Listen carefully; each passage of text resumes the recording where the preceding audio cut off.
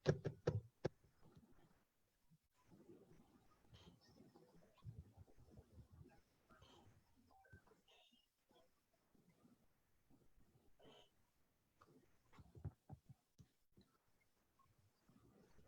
Assalamualaikum warahmatullahi wabarakatuh, and good morning to all participants. So especially for the engineering,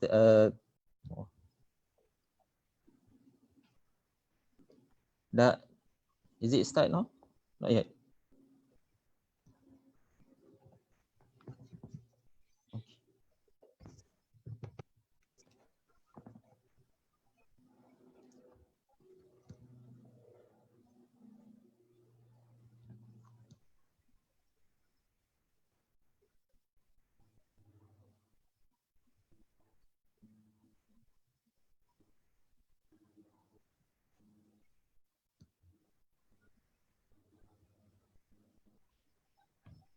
Okay, Assalamualaikum warahmatullahi wabarakatuh, and good morning to all participants.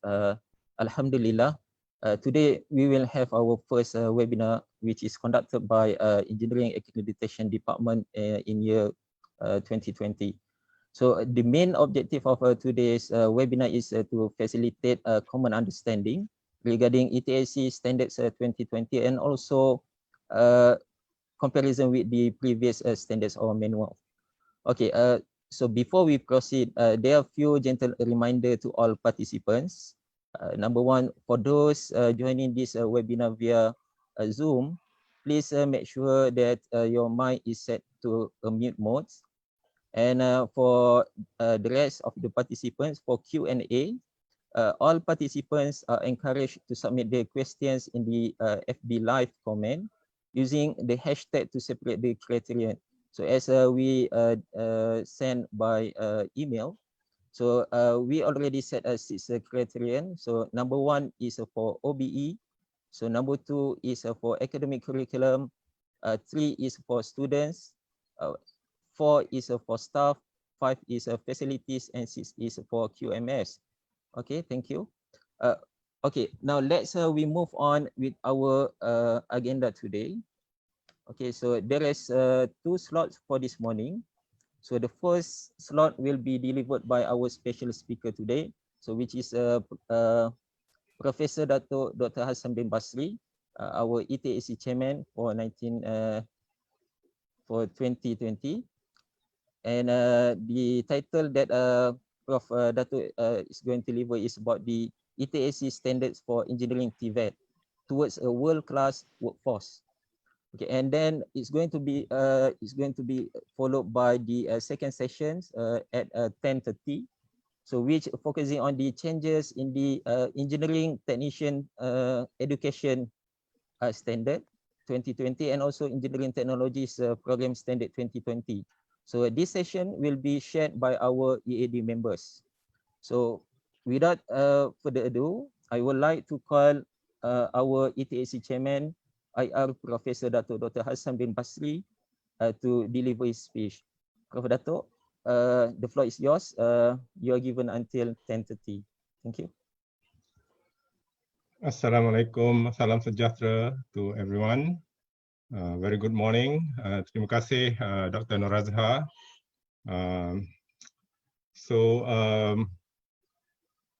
I have been given the first 30 minutes to give an overview and introduction to the ETAC standards. First of all, on behalf of the council members and EAD and the Board of Engineers Malaysia, I would like to welcome the participants from all over Malaysia.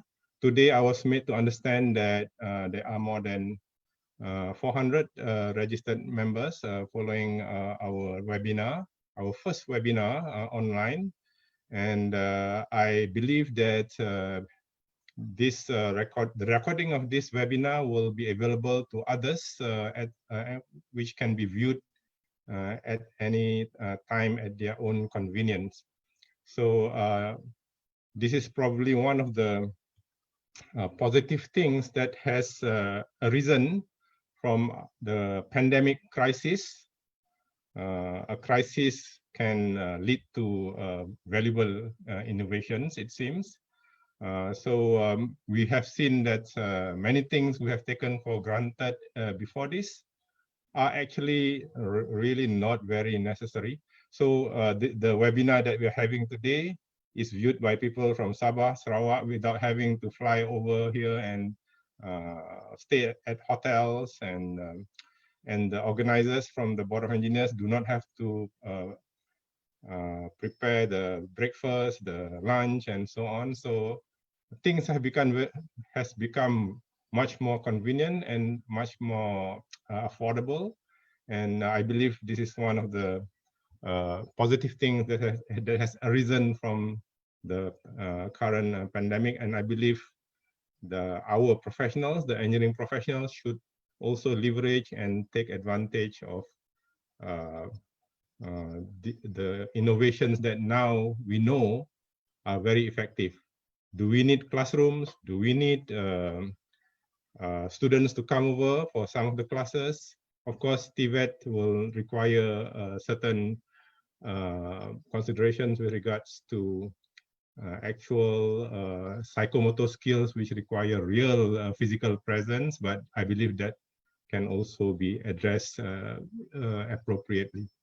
All right. In the remaining 23 minutes or so, I will try to give a brief overview.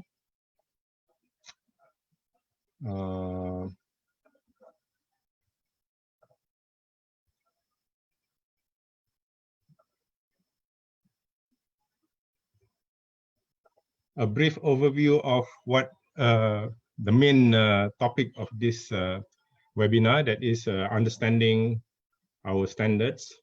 But before we look into the trees, the details, so the trees, so to speak, we should understand the forest first.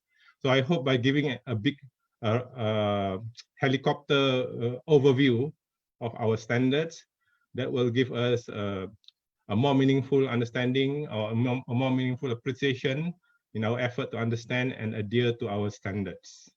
So the title of my presentation, 20 minutes, is ETAC Standards for Engineering TVET Towards a World-Class Workforce. There are many slides in my presentation, but of course, in 20 minutes, I will only highlight a couple, not a couple, but only selected slides. So for those of you who would like to discuss more on some of the contents of these slides, are welcome to contact me or the department. I'll be happy to visit your organization or your institution to have a further detailed discussion of some of the subjects brought up in my slides. So let's go back to the overview presentation, the introduction to the standards, so to speak. The backdrop is the increasing demand for engineers in developing countries. The case of Malaysia is typical with a population of 32 million. Why are engineers important? Engineers and GDP has a very close link. There's a correlation, a nice fit between engineers per population on one side and GDP. Of course, GDP is one measure of how advanced a country is. So engineers per million population will be an indicator of the number of our engineering professionals. So the fit seems to be very good, nearing one. So the developing countries will be down here, and the developed countries appear to be up here. As usual, Malaysia is somewhere trying to break away from the middle income group, where the number of our professionals are still way behind Japan, Germany, and the advanced countries. So these are some figures. Malaysia has 32 million people and rising. Our registered professionals, 146. So the ratio is 1 is for every 218 Malaysians. But if you look at Japan, for example, and the other engineering nations like Germany, they have 1 engineer for every 45 Japanese, and 1 engineer for every 82 Japanese. So for us Malaysians, we only have 1 engineer for every 218 Malaysians. Bear in mind, this data includes both engineers and engineering technologies. So this is quite important to a few points that which will be coming to after this. The mark of advanced engineering nation is that engineering TVET is bigger than conventional engineering. So this is a very important sentence. The mark of advanced engineering nations is that engineering TVET is bigger than conventional engineering. So what is conventional engineering? This is our usual engineering program, 4 years, Washington Accord. But engineering TVET should be bigger than conventional engineering education. So conventional engineering is the Bachelor of Engineering as we know it, Washington Accord level. Engineering TVET is Bachelor of Engineering Technology at Sydney Accord level, and also the technician level, Diploma in Engineering or Engineering Technology at Dublin Accord level. So the contents of my slides, quite a lot, quite a handful. What is engineering TVET? A new term, it seems, to some of us.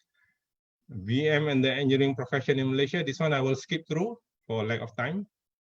The engineering team also very briefly to highlight what is pertinent, relevant to our what is being discussed for the 2 standards.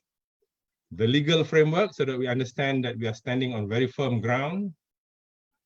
And then 5 and 6, perhaps we will skip through, and 7 as well. And then we go straight away to the concluding part, how our nation can benefit. So in the next 15 minutes, I will very briefly go through some of the more important slides of this presentation. Perhaps the first one will be the most important. What is engineering TVET? What is engineering TVET? Also known, AKA is also known as apprenticeship training, vocational education, technical vocational education, or TVE, occupational, and so on and so on and so on. But in Malaysia, we call it TVET. What is TVET? UNESCO define it as the acquisition of knowledge and skills for the world of work. Very succinct, very brief, but very meaningful. I will read again. Acquisition of knowledge and skills for the world of work.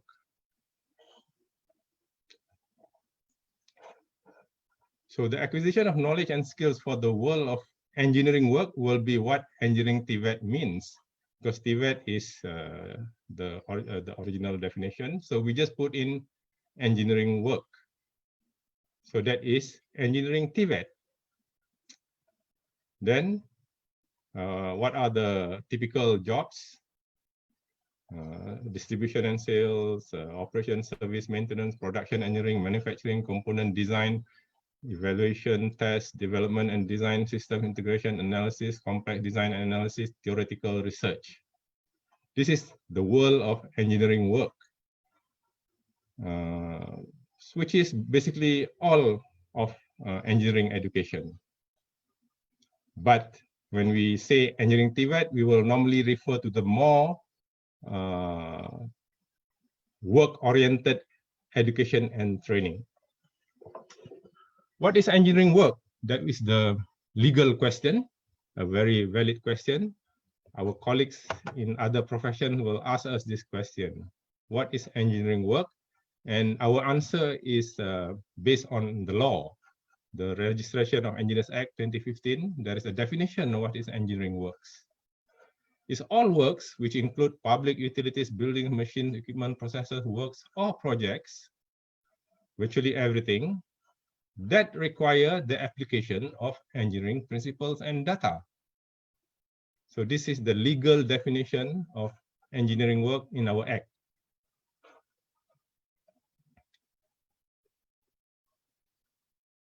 Hence, what is engineering TVET? We have a framework.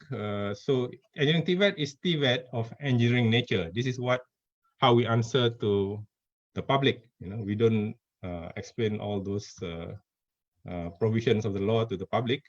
But if we have to have a serious discussion with other stakeholders which require understanding of the legal grounding, we have to explain all these provisions. So TVET of engineering nature is engineering that is of practical orientation, hands-on nature, as defined by competencies and graduate attributes of the International Engineering Alliance. This is the International Engineering Alliance is the umbrella body which oversees 7 agreements. We'll come back to that. In particular, the agreement which is in our framework is the Dublin and the Sydney Accord. A big portion of TVET is engineering TVET, more than 50%. So if we go to the polytechnics, we go to the TVET providers, normally more than half of their programs, more than half of their students will be engineering TVET students. The other TVET would be, for example, culinary skills, barbershop, those are TVET, but not of engineering nature. Bakery.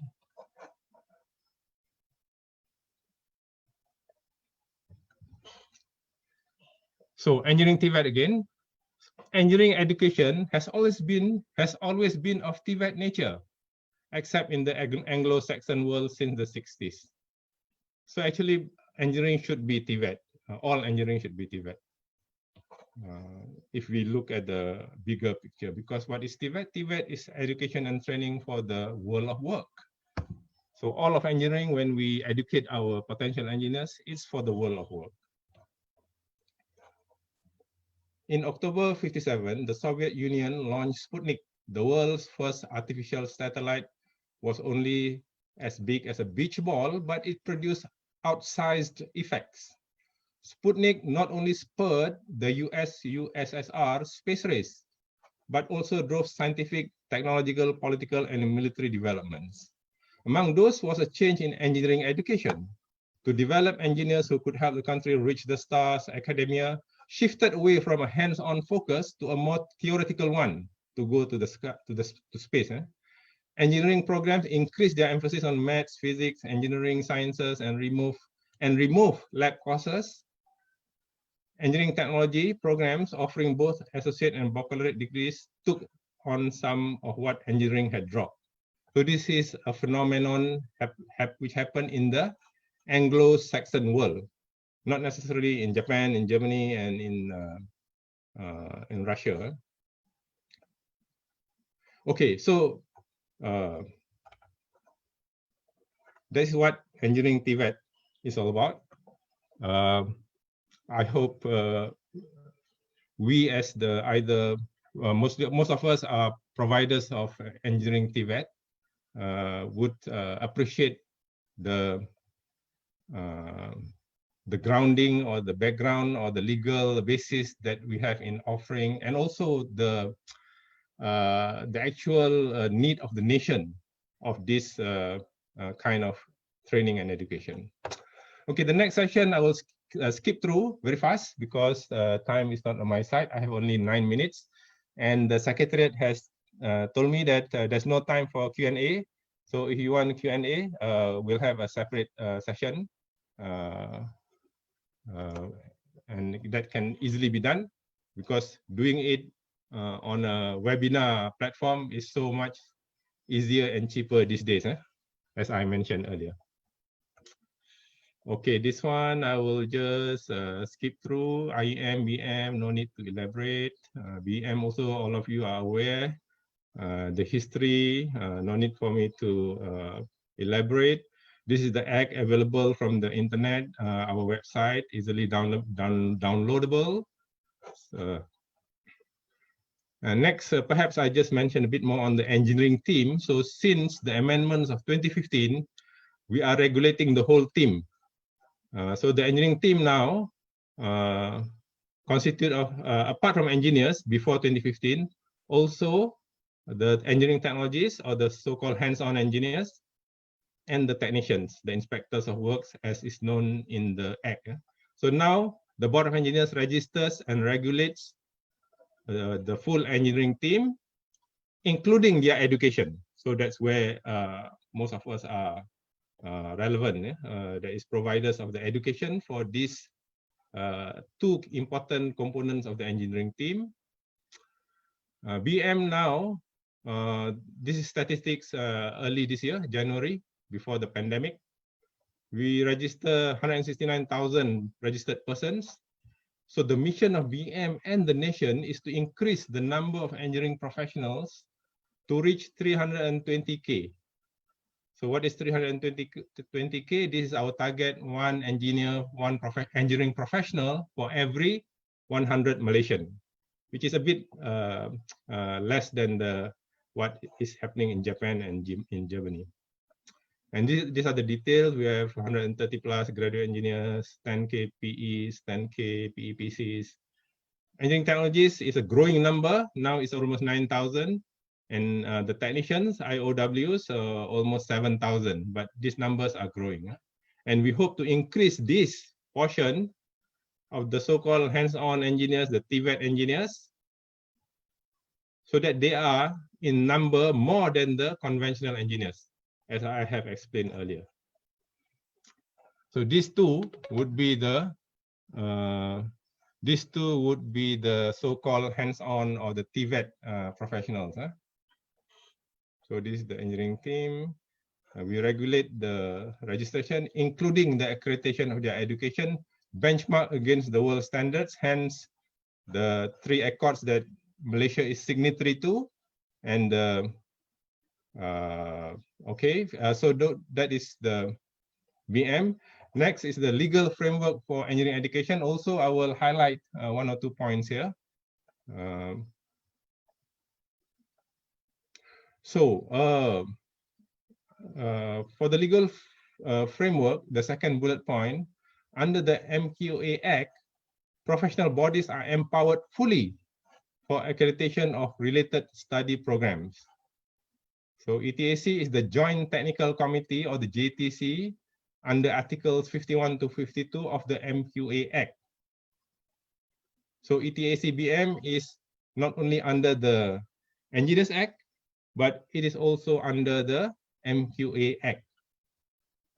So BEM has the full mandate, that is ETAC, except application process via MQA, given to the professional bodies. And in particular, we have full mandate over diploma and degree programs for engineering and engineering technology. So these are all the acts here under EAE. And then, of course, EAC is the conventional engineering, also under the MQA Act. But we are, this is for the Washington Record degrees, but we are ETAC, the Joint Technical Committee of the MQA Act, and a body delegated by BM, covering engineering TVET, diploma and the degrees in engineering technology under the 2 accords, Dublin and Sydney. This is the history, no time for this. So the document, this is the EAC document, the EAC manual, now known as the EAC standard. But under ETAC, the one we're going to discuss today, are the 2 standards, first for the engineering technology programs, and second for the engineering technician education. Both has been updated, approved by the board earlier this year. So the latest will be the 2020 standards, also downloadable from the internet. This is the policy for naming. All right, I will quickly go through benchmarking against the world best. I have mentioned earlier, but I think I will have to go to the conclusion because time is already nearing the end.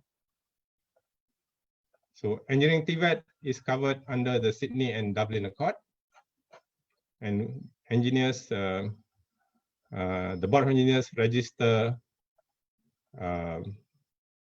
the professionals which are graduates of the Sydney and Dublin Accord.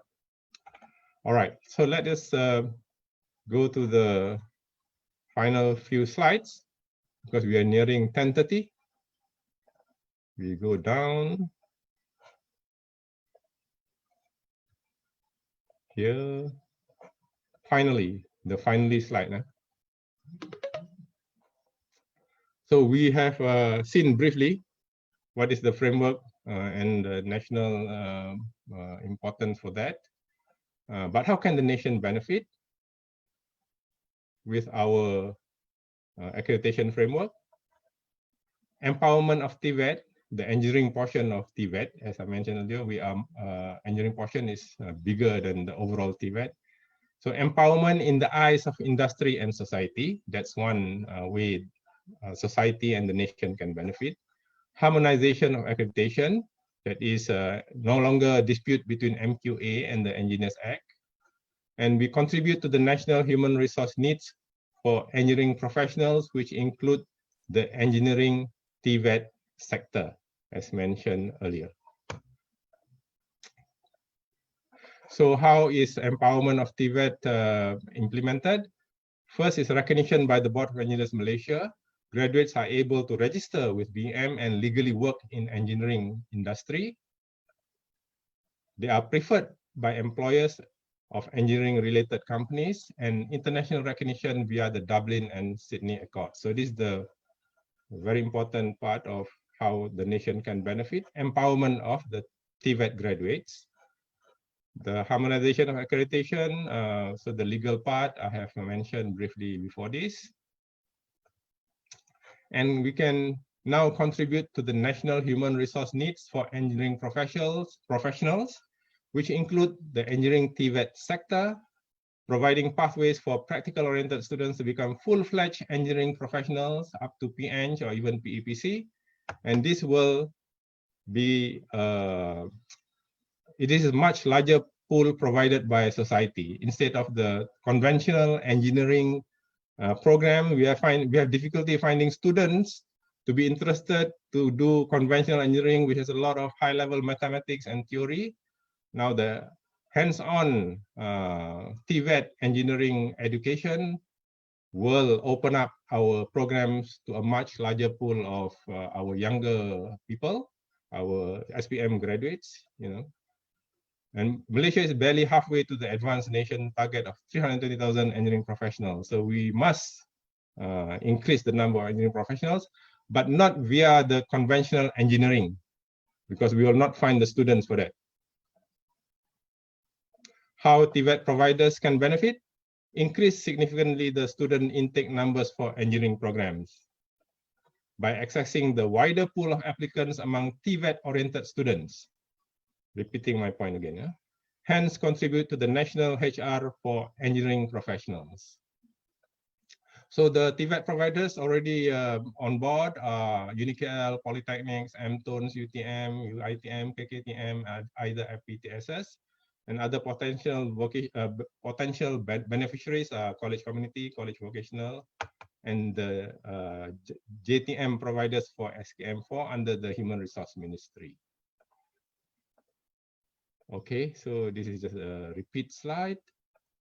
Concluding remarks, the engineering profession in Malaysia is now recognized worldwide, benchmarked and accredited with the international gold standard. Thank you very much. Happy seminar. Thank you. Assalamualaikum and salam sejahtera, everybody. Sorry, no questions allowed, the secretary says. But as I mentioned earlier, if your organization wants to have a more detailed discussion on what I have presented, you're welcome to extend your invitation to the department or to me personally.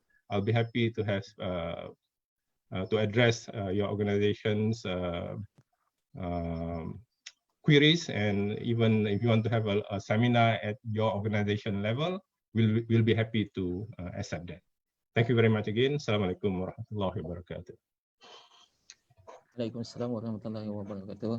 So thanks a lot for Professor Dato. I think it's a very good welcoming speech, and also you already shared with us very valuable information. So I think it's very good started for us today. Okay, now I think it's time for us move on with the second slot. I think this is a majority of the I think everybody is waiting for. After we receive the new standards 2020, so everybody is going to be asking what is the new criterion in the new standard 2020 compared with the previous. Okay, so without further delay, um, so before I'm passed to our speakers for the second slot, so I just give a brief uh, introductions about the second session today. So this second slot here is going to talk about the Engineering Technician Education Program accreditation standard, which is more on the diploma programs. And also is going to talk about the engineering technology program accreditation standard, which is more on the degree program. So the speakers for today is coming from the engineering accreditation department. So the first speakers is going to be Associate Professor Dr. Ahmad Yasir Mat Said, and followed by Associate Professor Dr. Engineer Cik Maznah Mat Isa, and it's going to be closed by Mr. Nur Azizan Itam. Okay, and then after it could be about 1 hour after explanations, comparison between current standard and previous standard. We are going to have the Q&A session. So as I mentioned before, for all participants who have any questions, so we are encourage you to submit your questions by using hashtag, so that it's more easy for us to separate the questions. Okay, so I think also please take notes on the period for which this standard takes effect. Okay, so accreditation is accorded based on graduation years for students, not intake years. Okay. The second point here is any new provisions or any change to any existing provisions in the standard will take effect on 1st May 2020 and will be effective for all students cohort from year 1 to year 4. The third point here is where programs require time to adapt to any change, ETAC will allow adequate time for a reasonable transition to take place as justified by the program.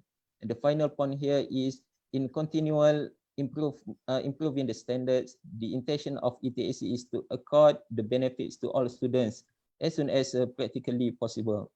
Okay, I think without further ado, I'm going to pass these sessions to my colleague, Associate Professor Dr. Ahmad Yasir bin Mat Said. Okay, thank you, my friend, Dr. Nur Azhar. So actually, so I will continue to share with all the participants on the changes that we have made on our standard. So we have two standard. So one is a ETAC for diploma. So we call it a Engineering Technician Program Accreditation Standard. So and then the other one is a Engineering Technologies for bachelor program. So let us start with the definition. So even though we have a lot of slide, but most of the slide is very straightforward. So I don't think so that I need to elaborate more, because it's a very just the definition. First is on the definition of our standard. So actually, what we change from the standard is we just add. So the ETAC is for the diploma program. So this is also just to differentiate between the diploma and bachelor. For diploma, we have small e. So this is the difference. Only we have the small e for the diploma. So we just add the IEM and also the MOE for the acronym. And then for the bachelor, we add replace the MOHE. So actually, this is a MOHE and with the MOE. So we just change so this one is very straightforward. So same thing for the accreditation. So this is we include both term for the diploma and the bachelor. Accreditation with interim condition, a program given some condition to fulfill with certain period of time which is shorter than the accorded accreditation period. A program given some condition to be fulfilled within certain period of time which is shorter than accorded accreditation period. And that's Other one is a continuing program applying for extension of accreditation in the same cycle. So actually, I hope that everybody understand what is continuing. So continuing is if you have if any program is awarded. So actually, one cycle is the maximum is 6 years. So if you get 3 years, so you can apply for the continuing. So the same cycle. Okay, so let us move to the introduction in the standard. So what we have here, so because of the amendment of the REA and the Registration of Engineer Act on 2015, so we include the Inspector of Work, Engineering Technologies. So this the two element in the standard. So okay, very straightforward. So okay, same thing. This one is for the ETAC. Okay, the BM therefore has a duty to ensure that the quality of engineering, engineering technology, and engineering technician education program of its registered engineer, engineering technologies, and engineering technician or inspector of work attain the minimum standard comparable to global practice. Hence, the necessity to accredit engineering, engineering technology, and engineering technician education program conducted in ISL. So this is what we the changes that we made in the introduction. Okay, so this one is a same thing for the bachelor program. So okay, this one just I just read through what what is the current standard. So Engineering Technology Accreditation Council, so ETAC, is a body delegated by BM for accreditation of engineering technology degree and engineering technician qualification. So we accredited these two program, bachelor and diploma. So this is so the detail. I think I no need to go through because we have a very limited time. Okay, so let us move to the program outcome. So actually, this one is very straightforward also in the program outcome, the changes that we made. So for the diploma program, we just include the DK1 to the bracket, the bracket highlighted in red. So DK1 to DK4. So for investigation, so previously this is no, we don't include, it's not stated. So what is the knowledge profile to be covered for investigation and for the ethics? So actually DK4. So the meaning of DK is so D stand for Dublin Airport and K stand for the knowledge profile. So this you see the DK is the Dublin Airport knowledge profile. And then it says 1 to 4. And for ethic is to address the Dublin Airport knowledge profile number 7. Okay, so this is that was for diploma. For bachelor, so same thing. We just include the Sydney Airport knowledge profile, or we call it the SK for PO number 1 knowledge. So this one is to address the SK1 to SK4, and then this is for same thing for the PO2, which is problem analysis. So this one is very straightforward. We just include in the bracket. So we have so PO3 is for knowledge profile 5. PO4 for knowledge profile number 8, and then PO number 5 for knowledge profile number 6, PO number 6 for knowledge profile number 7, and then PO7 knowledge profile number 7, and for the PO8 is for knowledge profile number 7. So actually, so for PO9, 10, 11, and 12, this one is this is no for knowledge profile. This one is for this is more to the effective domain. Okay, so and then we move to the accreditation policy. So this one is we shorten the sentence. So instead of accreditation of engineering technology program undertaken by the ETAC at the request of the IHN is accorded to the engineering technology program. So we make it shorter. Accreditation of engineering technology program undertaken by ETAC at the request of the IHN. Okay, so these are the changes that we have made. And then same goes to the execution policy. So this one we just replace. So this one thing just replace the word. So instead of a degree, we put it as in a program. This one is for the diploma level. So an IHL may offer program via various mode at different locations, such as full-time, franchise, training, part-time, distance learning, joint program. So we change the word degree by program. So and then for each of program, the IHL shall apply for accreditation separately. However, if any program at a different location and or via a different mode, so that means if you are the program at a full-time or part-time of delivery fail to get accreditation at the diploma issued by IHL does not differentiate with regard to the location and or mode of delivery, ETAC may take action to withdraw accreditation of any such program by the IHL. So that's why we really encourage IHL to have a separate accreditation if you have a different mode of a program, either full-time or part-time. And then different location also, it is better to have a separate accreditation because it's a one field, so all the program will be can we ETAC can withdraw the accreditation.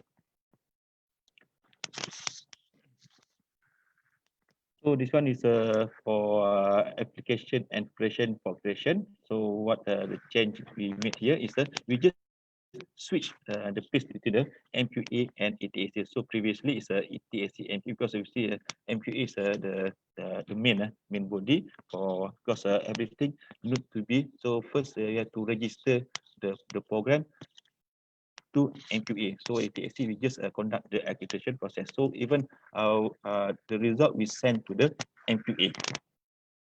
So the IHL should make an application for program accreditation as per requirement of section 8 of the standard to MQA and ETAC.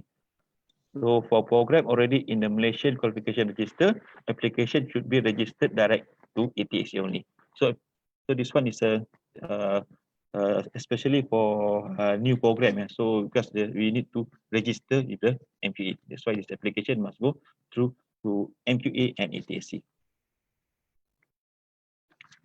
Okay, so this one is same thing for diploma and also bachelor. So okay, this one is for the accreditation decision.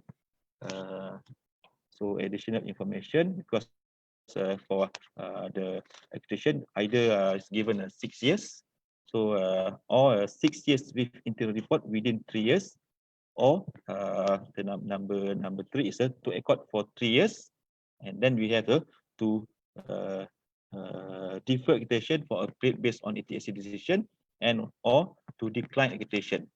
And then a further application will normally not be considered within a period of 1 year. So this one is depend on the rubric number of concern or is this. So normally for this decline is if there is any weakness. Okay, so if there is weakness, so we cannot give accreditation for the program.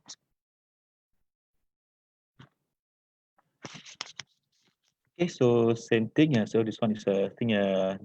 No much difference between the diploma and also for the bachelor for the accreditation decision. So this one is a very, and then this is a so delete. So this one we just delete what we have previously.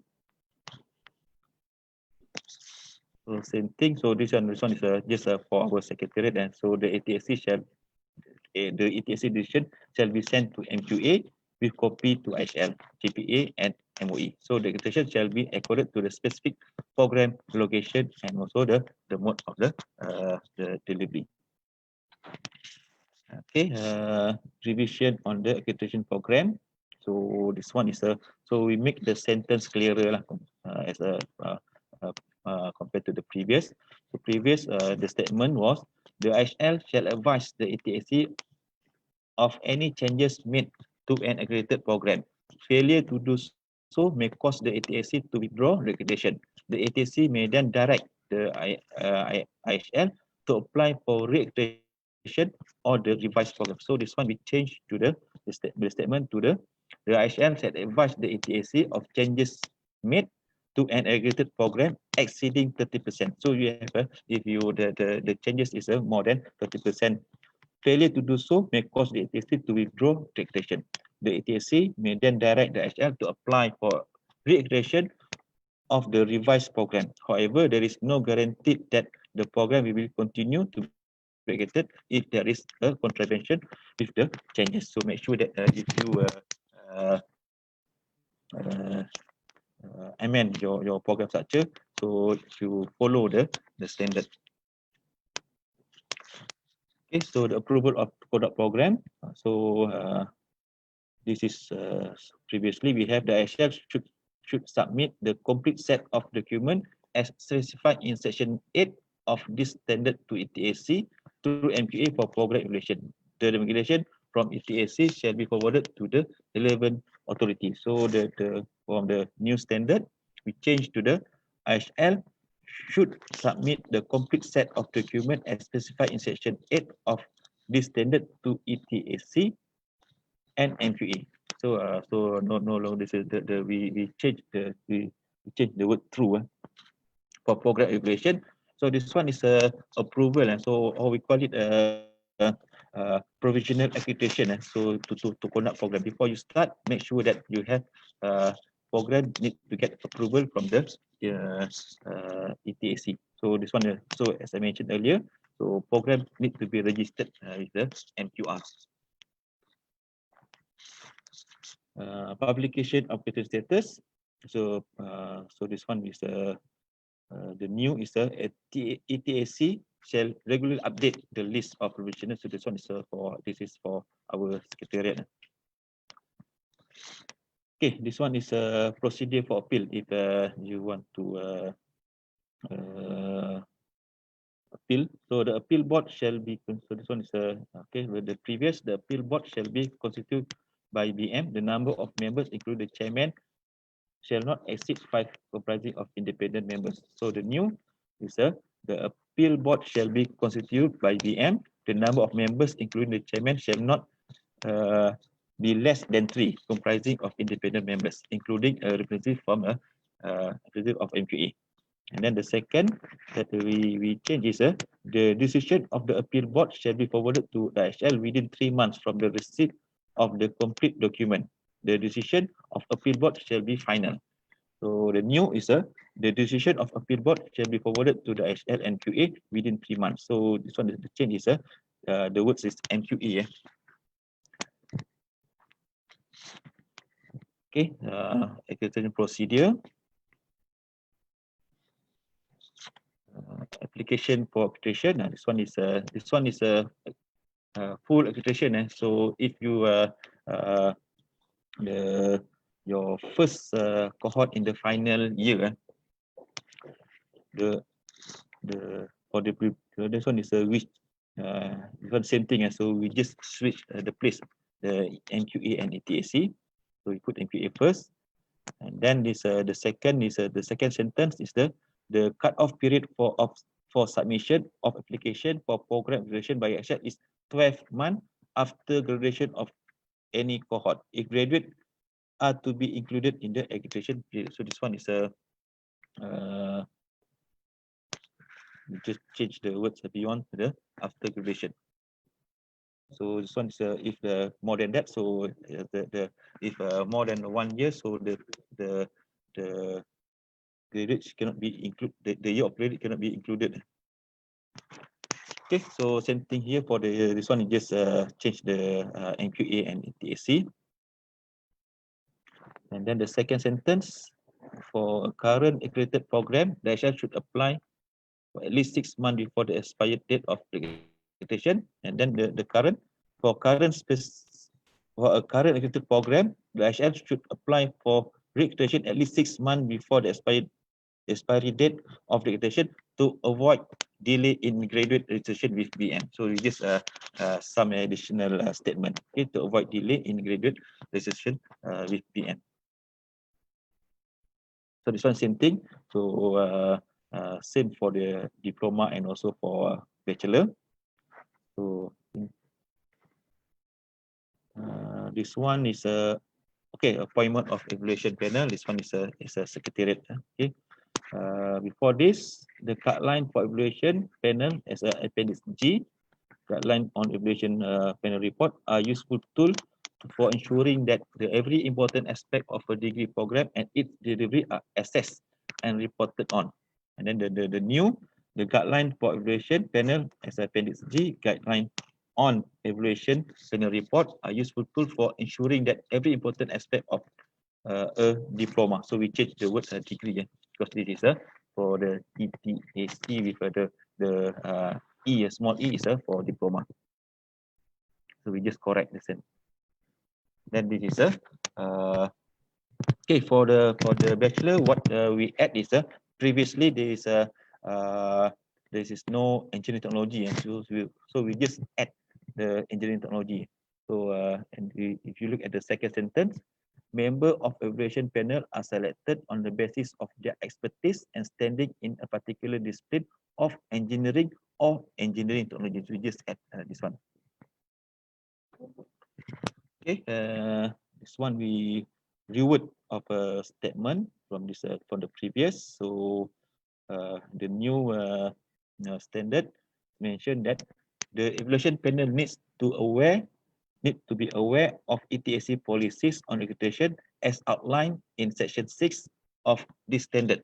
The evaluation panel will assess all the accreditation criteria set forth in this standard. The assessment include obtaining objective evidence from documents submitted by HL, interviews, and observation. Okay, very straightforward. This one. Okay, this is a qualifying requirement. This one is we have 8 qualifying requirement. So what we change in the qualifying requirement? So for the first is no change. So this is very important. So for diploma, the statement is for the new standard, minimum 90 SLT credit unit. At least 60 SLT credit shall be engineering or engineering technology course, of which at least 50% time of minimum. No, this one is we change the time to the minimum of 30 SLT credit shall be allocated for practice-oriented component in technical and specialized area. So before this is the 50% of the 60 SLT. That's mean the 30 SLT lah. So this one is the 50% time of minimum. So this means from the 60 SLT. So this is we change to must be practice oriented component. So before this we confuse with the time. Okay, and then the major changes that we made for the diploma for the external examiner report. So we change it to the instead of 2 years with the 3 years. So external examiner report and ability of the process that required a minimum of report over 3 years. So the new standard is 3 years for the diploma. But this one is for bachelor. So we change the first requirement. So this is no. So number one is the first qualifying requirement. Minimum 140 SLT credit, at least 10 SLT credit unit shall be engineering or engineering technology courses, of which a minimum 50 SLT credit unit shall be allocated for practice-oriented component in the technical and specialist area. That means 50% of the 100 SLT. That means 50 SLT for the. And then the second is so this one the not 6 external examiner report. So this one is the qualifying number 6. So external examiner report must be available every over 2 years. Okay. So previously we think for the previous we just mentioned 2 report for every 5 years. So we make it clearer. So 1 report over 2 years. So every 2 years ISL must prepare must get a report from the external examiner. Okay, so this is the next we move to the academic curriculum. This one is very important for both diploma and also for bachelor. So okay, so this one is we first is just repeat. We delete the repetitive statement.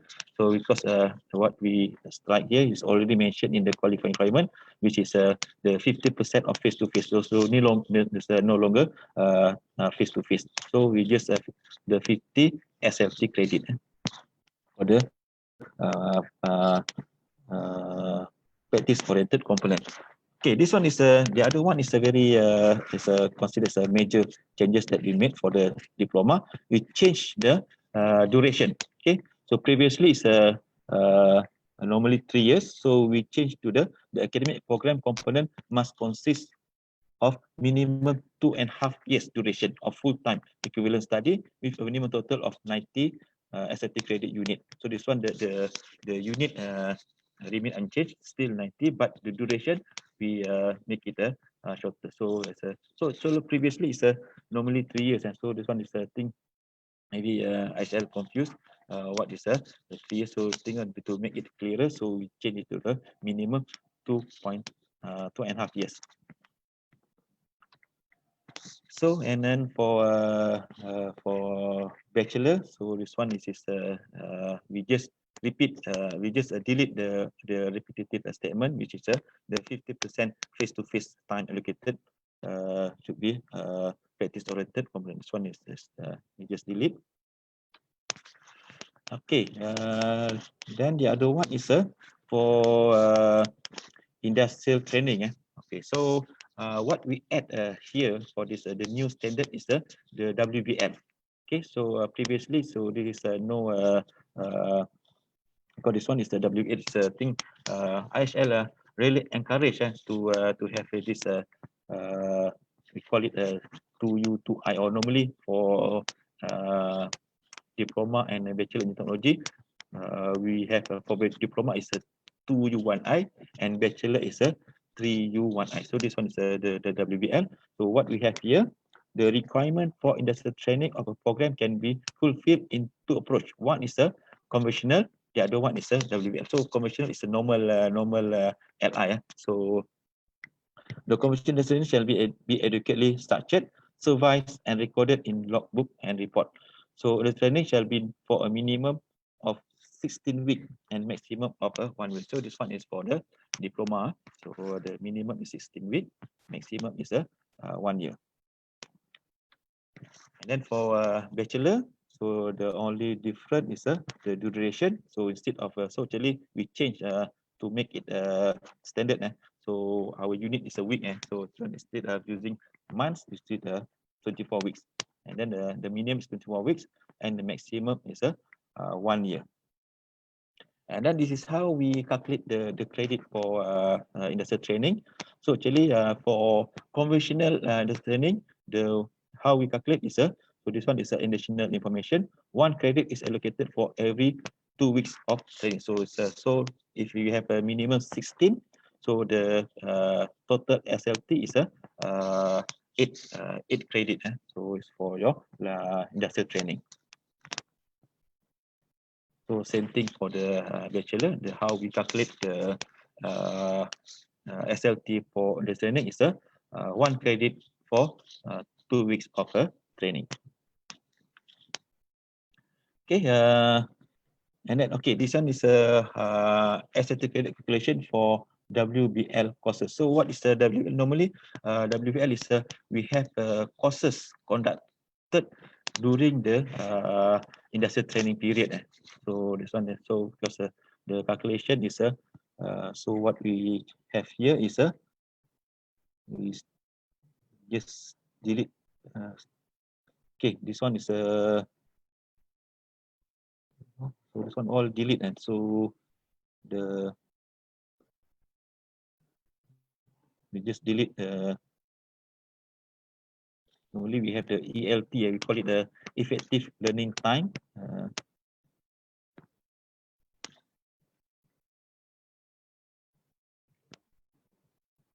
Okay, then so for this one is still under academic curriculum, under practical learning for diploma.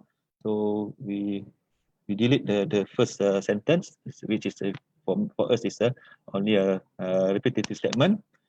Then the student should be able to practice engineering skill to complement engineering theory that is learned through lecture.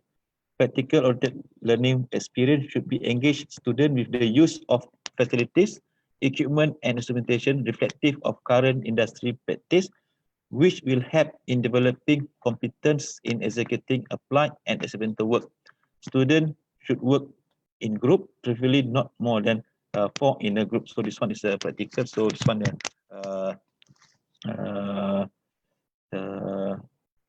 just some guide to how student to do some practical. So can be group, but not more than 4 student in one group. Okay, so for bachelor practical same thing. So for bachelor, if you look at the last sentence, student should be work in group, probably not more than 5. So this one for diploma is 4, for bachelor is the 5 in group. Okay, so the other one is the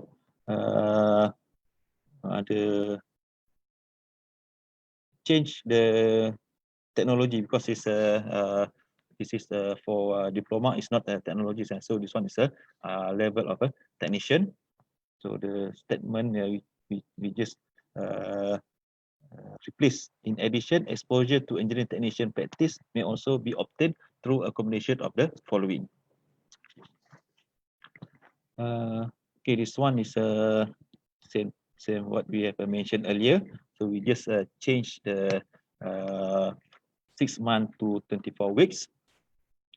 The training in engineering practice can so with this interview engineering and engineering technology practitioner. So we just add is a engineering technology practitioner, because this is a engineering technology. Okay, so actually this is from me. So for the next criterion and the student, I pass to our next speaker. So Dr. Cik Mazna. So is ready for your the question, Cik Mazna. Okay, thank you, Dr. Yasir. Bismillahirrahmanirrahim. Assalamualaikum warahmatullahi ta'ala wabarakatuh, and a very good morning, everyone. So I hope everyone is doing well in this PKPP period of time. Okay, so now we'll go to the changes in section 8.4, criterion 4 on students.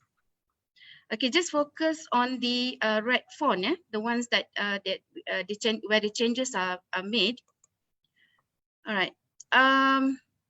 Under the technician program standard, there is an addendum on the entry requirement, which previously stated as SPM or equivalent with at least credit in 3 subjects, including mathematics, while in the new standard is now stated as SPM or equivalent with at least credit in mathematics, and we include the word natural to the sciences or technical based subjects. Okay, and then the next change is on the additional information related to Malaysian Skill Certificate Level 3 with PT3 or equivalent. And finally, there is a deleted statement on the technical certificate and Malaysian Skill certificate. Okay, okay, next. And this one, and still under technician program, okay, there are some lengthy statement has been deleted. Okay, and then we have slide 57. So now we are at 8.4. Okay.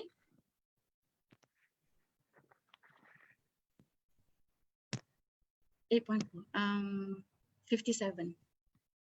Slide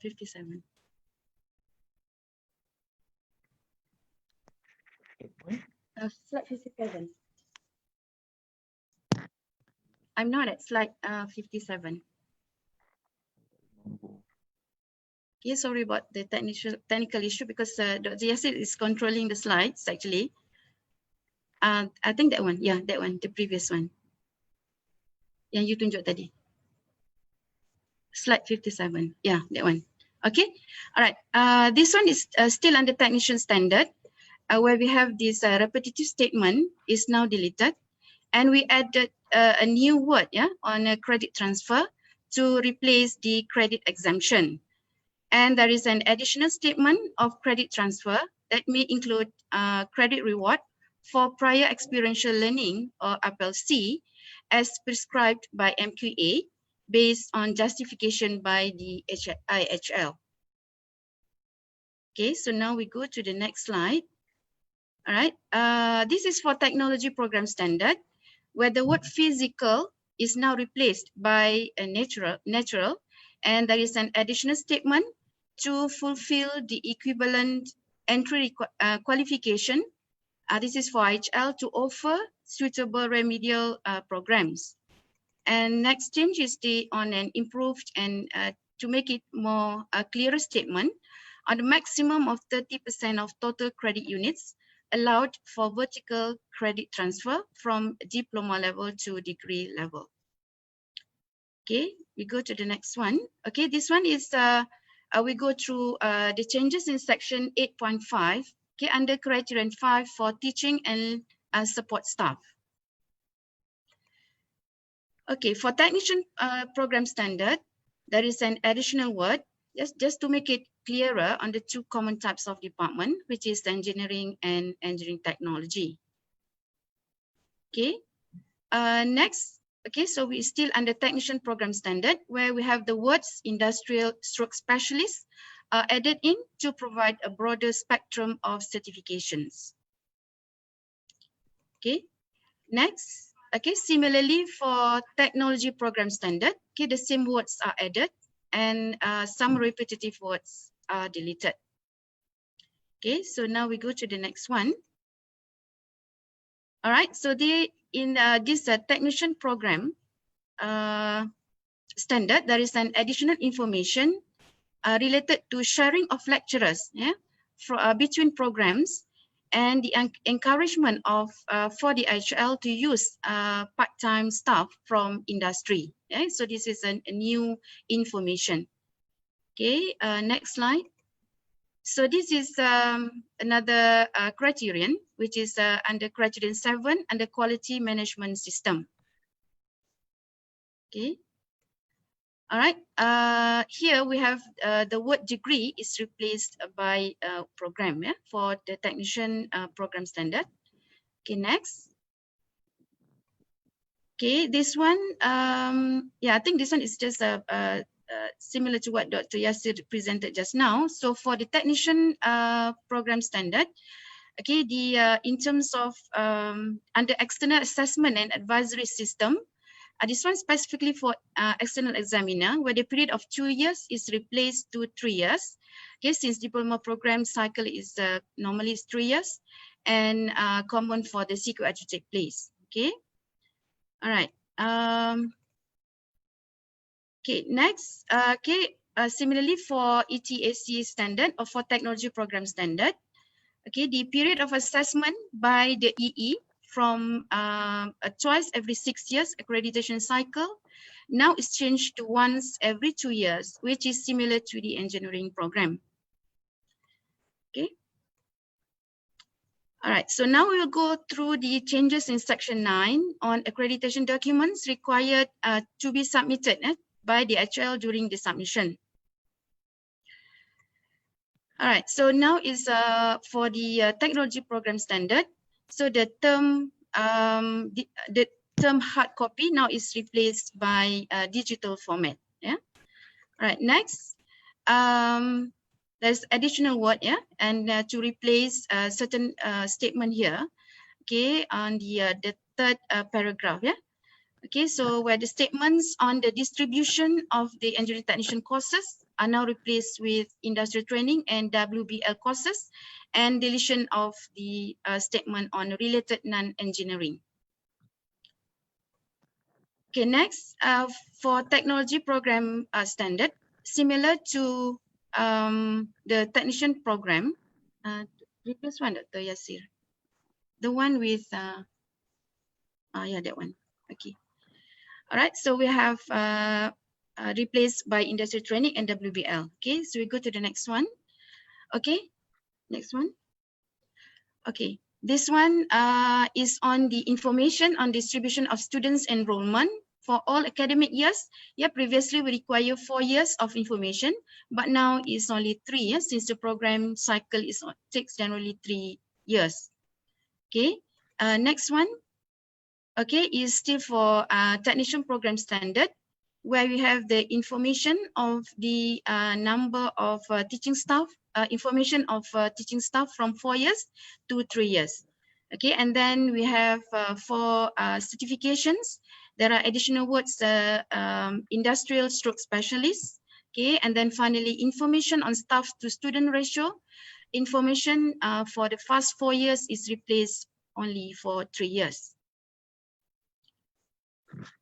Okay, okay, next, I think similar to the technician program standard, for technology program standard, okay, the required information, the additional words are put in place for the technology program. Okay, I think that's all for my briefing session.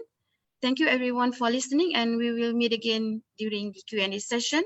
And now I would like to invite another associate director for technician program, Encik Azizan, to continue the presentation.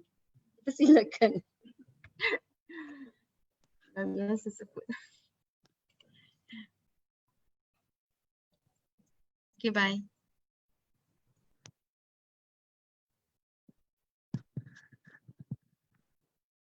Assalamualaikum warahmatullahi wabarakatuh. Selamat pagi semua. Tadi terima kasih Dr. Cik Maznah. Dr. Cik Maznah tersasul tadi. Panggil saya Profesor. Terima kasih. Jadi the next session saya akan try to go through dengan tuan-tuan dan puan-puan. Section 10.0 is on the approval procedure for new engineering technician education and also the technology programs. Next slide, what I say?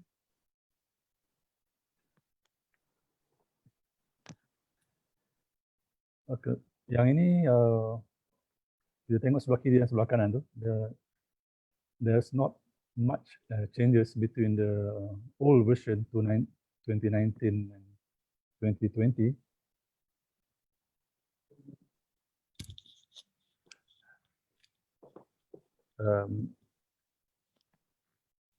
Kalau kita tengok on the right tu, yang bertanda merah tu, kita cuma ubah kedudukan between MQA and ETAC, and kita baca the IHL should submit the complete set of documents to MQA and ETAC,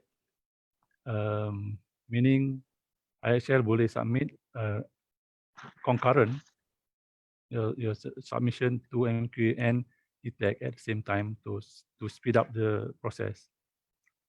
Next. This is also the same, cuma mengubah before sebelum atau Yasin? Okay. Instead of through MQA, kita ubah kepada to MQA and ETAC, meaning macam saya sebut tadi, IHL boleh hantar submission to MQA and ETAC at the same time, concurrent. And the reference dibetulkan from Appendix D in the previous version of the standard to Appendix C, which refers to the flowchart. Okay, next.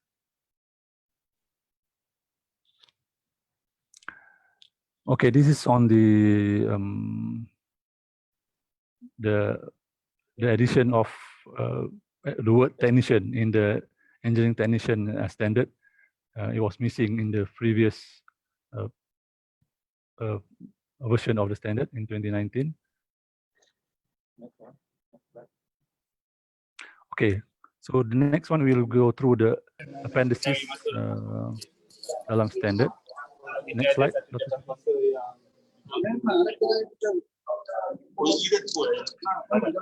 First, on Appendix A, yang ini kita rewrite the way the keahlian ETAC in both the engineering technology standard and also the engineering technician standard. The numbers of the ETAC members rearranged. Kalau dulu in the old version, the ETAC members was written as 15 and then engineering technician as 19. So in the new version in 2020 version of the standard, kita tulis semula one chairman and deputy chairman, and we take out MQA as we special mention in C and part C, and the rest of the 18 members in part D. So both it appears the same in both version of the standard engineering technology and also the engineering technician. So total we have 21 members in ETAC right now.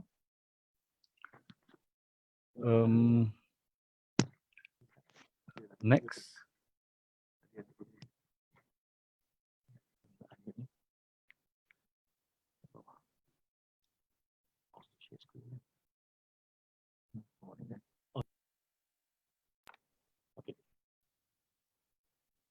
Okay, to appear we have some technical problems. Kejap.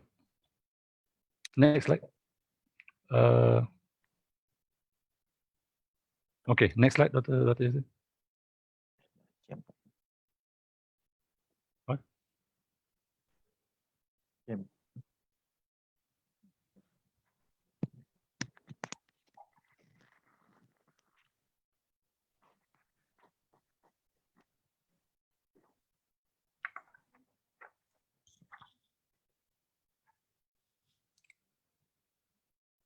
Are we on the same slide?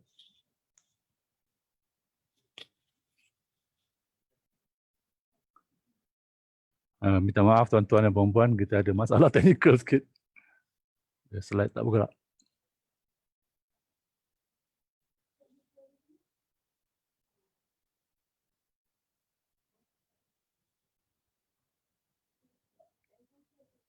Oh, ya. Kabel.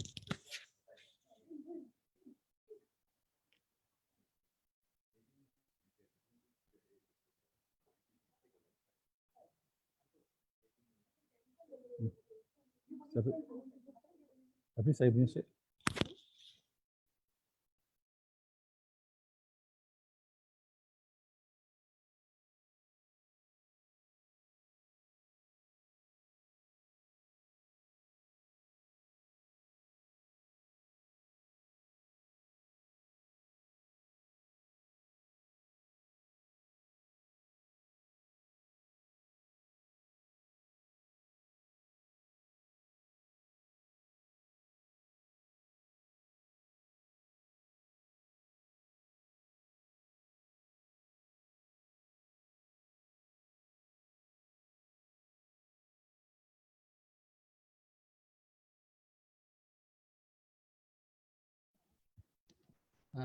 Okay, sorry, we have some technical problem here, so we try to fix it, and hopefully everything will be fine soon.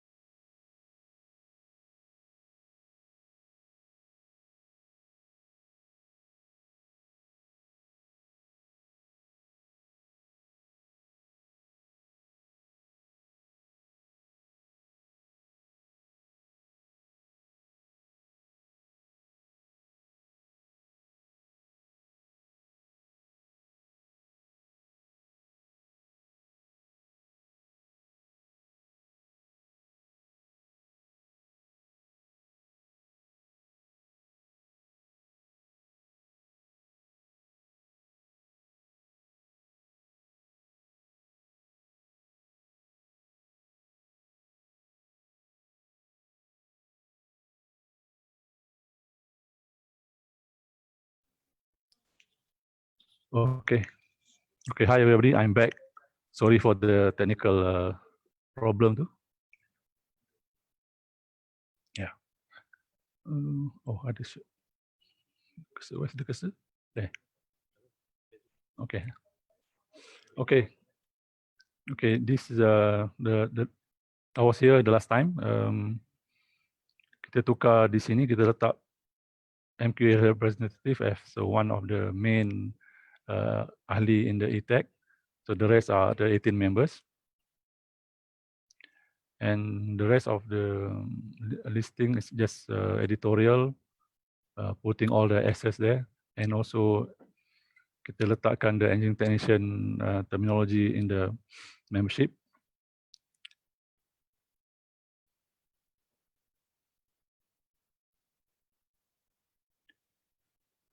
Okay, this is the term of reference. Kita update the term of reference, deleting the number 13.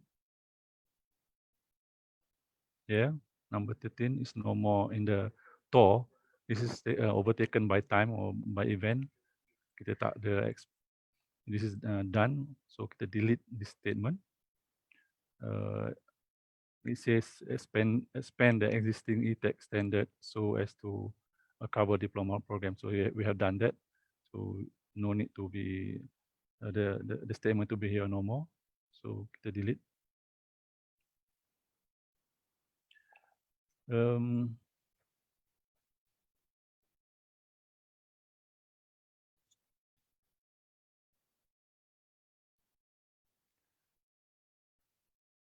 Yang ini kita update the terminology instead of evaluator, kita ubah kepada evaluation panel to tally dengan the rest of the terminology. This is one of the main changes kita buat in the standard. The evaluation panel shall be appointed by ETAC and normally consists of, kalau dulu a chairperson and 2 members. Now we change to be more flexible. It depends on the situation. 1 or 2 members accompanying the chairman, meaning now the panel members comprises of either 3 members or 2 members. So all members are typically chosen for their broad experience in engineering or engineering technology, and also in the technician and the ability to evaluate the generic program outcomes and so on. So this is the main one of the main changes yang kita buat in the new standard for both engineering technology and also engineering technician education standard.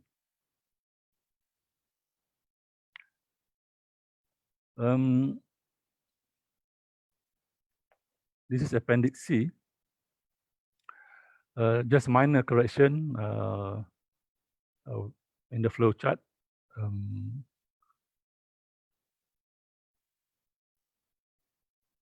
To menyamakan dengan the process yang kita sebut, where at the top of the flow chart, if you refer to the flow chart, kita menghantar dokumen kepada MQA and ETAC at the same time. No more straight through ETAC. Yeah. For both the engineering technology and also the engineering technician standard. In Appendix D,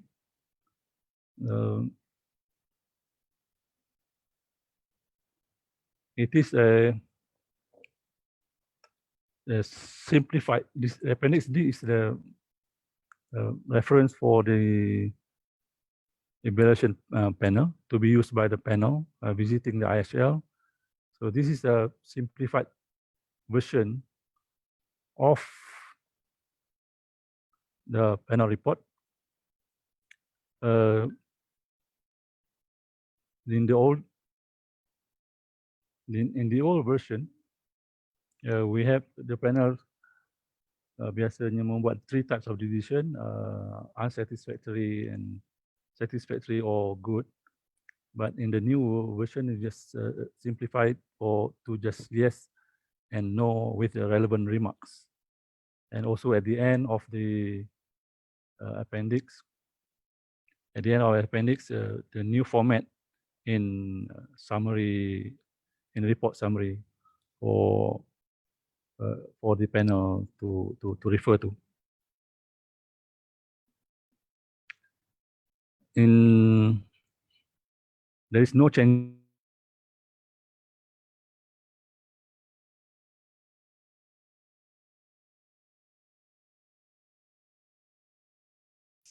to Appendix F. Also, no major changes. Just the word there from subject to courses to be correct, using the correct term, and also some notes in the qualifying requirements to tally dengan apa yang ditulis in section 8.0 in the standards. Menukar the word subjects to courses and also the notes on the final year project credit units, and also the industrial and the notes on the minimum weeks of industrial training and also WBL. And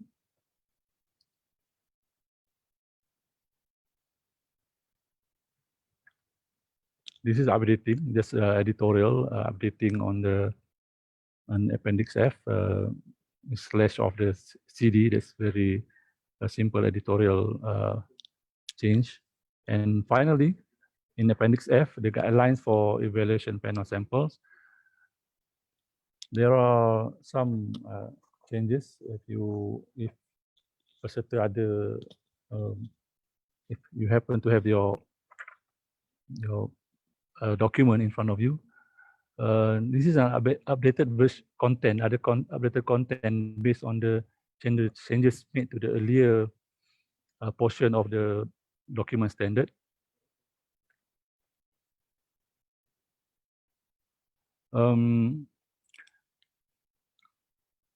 Kita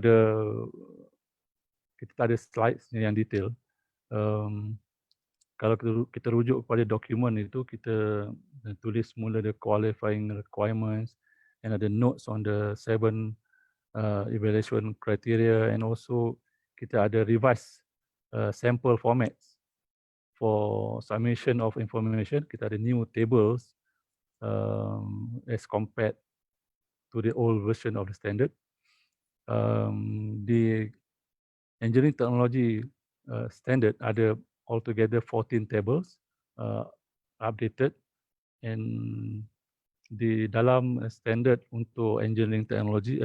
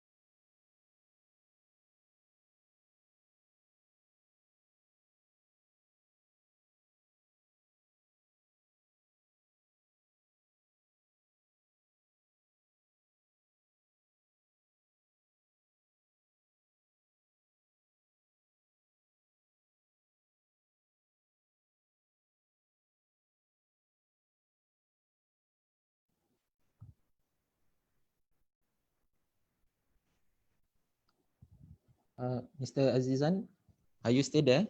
yeah, I got disconnected. I'm sorry. Okay.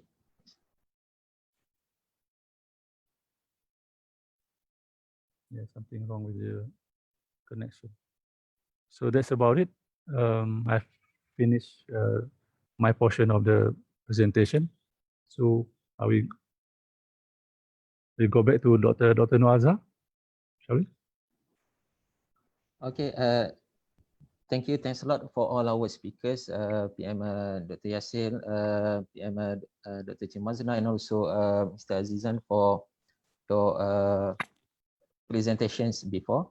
So I think before we continue with Q&A, we already collect some of the questions that we think is related with our topic today. Maybe we are going to give a few minutes for our speakers to have a little bit rest, and then after that we are going to continue with the Q&A sessions. So in the meantime, okay, I'm going to share with you guys some of the questions that we already taken from the Facebook. Okay.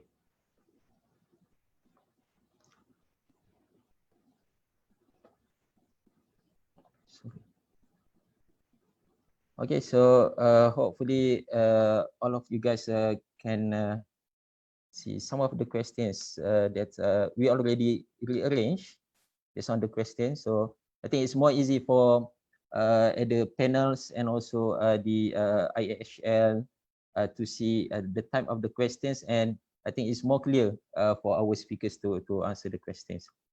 So however, if you still have questions, then you can comment at our FB Live.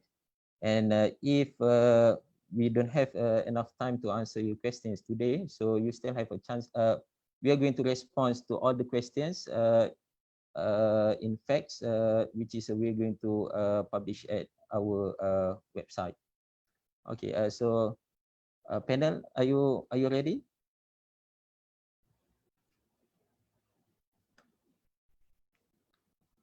Okay, so I think so if everyone Dr. Naza, I'm here. okay. Okay, so maybe I So can give my feedback on this question number 1 for the okay. minimum of SL30 SLT. So what do you mean by the 30 student learning time? Because this 30 is based on the 50% of the 60 SLT must be technology or this engineering courses. Okay, so we have for diploma, the total is 90, whereby 60 must be engineering courses, engineering or technology courses.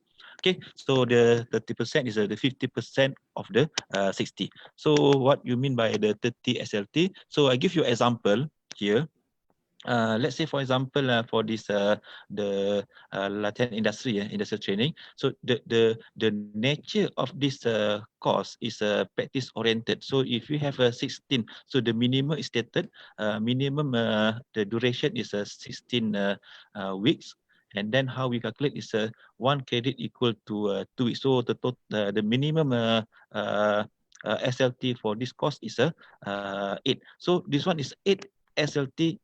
Already you have the 8 SLT for the practice-oriented component. So this is how we calculate. The other one is normally your final year project. So final year project, this is so actually the student do their work at their own. So the student enter lab or enter workshop to perform the SYP. So normally the credit is 4 minimum requirement for FYP is 4. So this is so 4 is already you have the 4 SLT for this for this 30. So you have 30, you have 8 plus 4, you already have a 12 SLT for the practice oriented component. So the rest of the left another 18 SLT for the to meet the minimum. So how you get this 18 SLT? So based on the subject that you have, this practice oriented component. So for example like engineering drawing. So this one is what is the total so how we calculate 1 SLT is 1 SLT is the 40 hours. 40 hours is equal to 1 SLT unit. So how the number of time spent by the student for practice oriented. So practice oriented is not necessary the student spend in the lab. It can be the preparation, also the time for the student to prepare the report, and also to prepare to set up the lab. This one is so so if, let's say for example, time they spend in the lab 2 hours per week. So they have 14 weeks. So 2 times 14 is 28. So the total they spend, the total hours spent to make report. So let's say for example they have 4 series of practical. So each practical they have to make a report. So so normally we can let's say 3 hours per each report. So 3 times 4 already 12 hours. So 12 plus 20. 28, so already 42. So this one is already, so the student get one SLT, for this practice oriented component for this subject. So this is how we calculate. So this is no longer 2 hours face to face is equal to 1 credit. So so this one is we just the total number.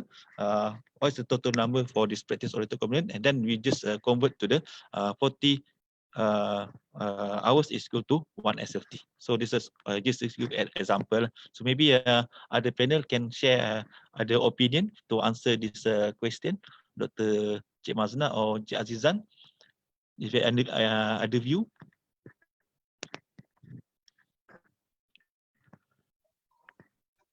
Okay, so this one same goes to the for the second question, student SLT. Is there any specific guideline? So Chairman, can I just add for the first question? I think the questioner is suggesting that our manual should have a table, a detailed table, to demonstrate the SL, to demonstrate the 50% practice oriented. So actually, Datuk Hassan, so actually yes, during the training normally we share the table for the IHL and also the panel, how we calculate how to get the 50% practice oriented. Because of this, as mentioned earlier, the objective of this webinar just to share the changes that we made to our standard. So the typical table is already available to most people. For the training, during training, normally we share. It is not in the SAR yet. Sorry, not in the standard yet. Yeah. So maybe the straightforward answer for question number 1 is yes. You should have a table, but I think the committee, the ETAC working group on standards may consider this. It may be included in the standard proper for future version. Okay, thank you, Dato'.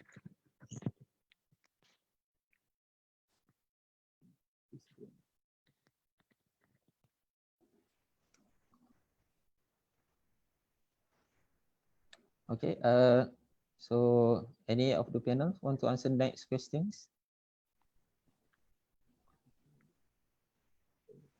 So actually a question number 2. Yeah, the second question I think is a misunderstanding. The presentation just now is actually highlighting those which are being updated or modified. But the WBL component is still very much a very important component of the standard. And the one that was deleted, I think it was shown just now, a big portion about WBL was deleted. I think that was included in the wrong section. So the calculation on how to calculate the credit hours based on the type of hours in WBL is in another section which is already there. I think it's just deleting repetitive sentences. Yeah, correct. Betul ya? Yeah, correct. WBL is mentioned in section 8.3 in the standards. So the answer to question number 2, it is no, it's definitely not been taken out. It's just being clarified. Yeah, correct.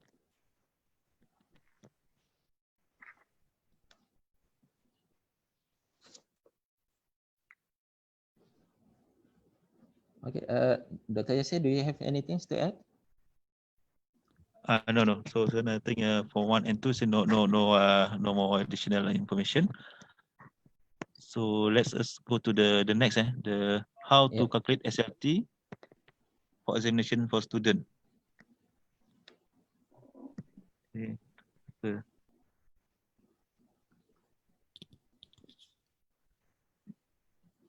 Baca masa boleh?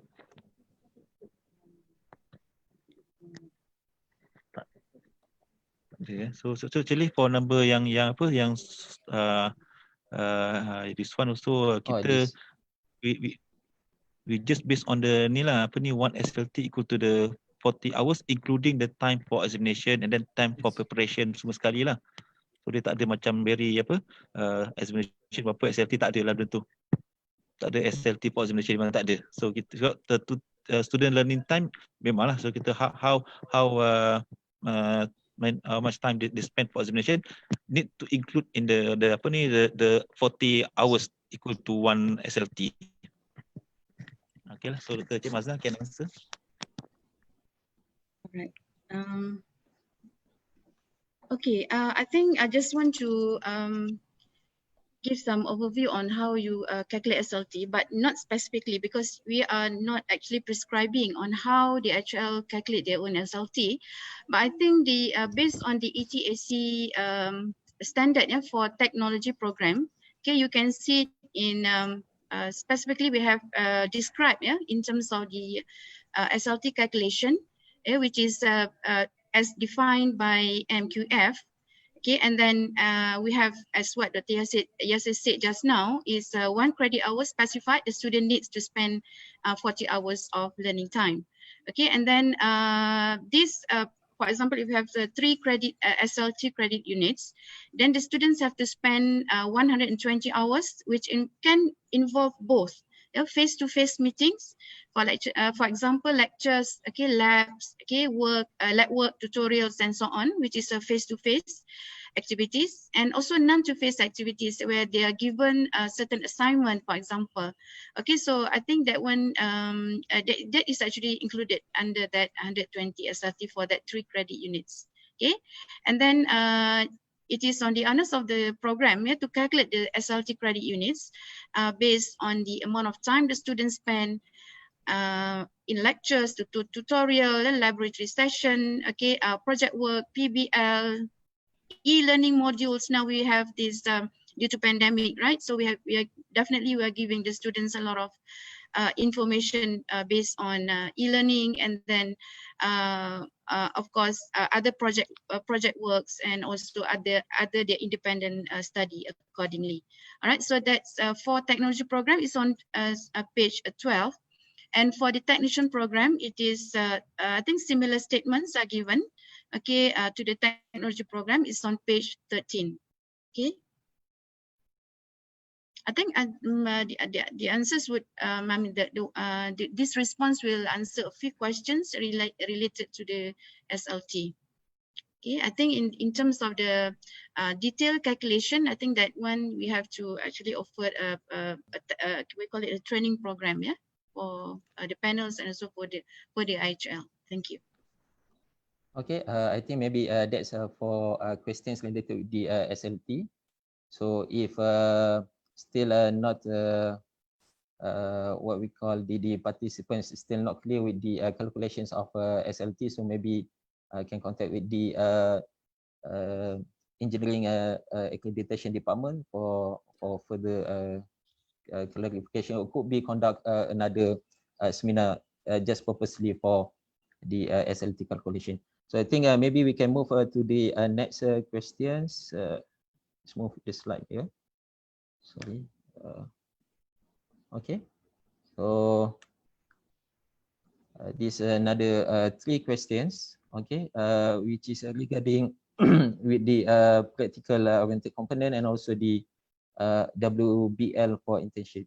So maybe some of the panel can answer these questions. I think the best person to answer this question is Encik Azizan, because Polytechnic they have experience, because some of Polytechnic they have started with this program.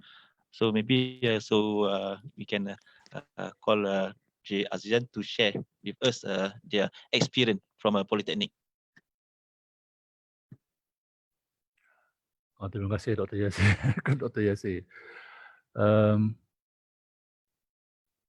Okay, WBL is a special design to replace the conventional latihan industry or internship, whereby in the period of the internship, IHL perlu design courses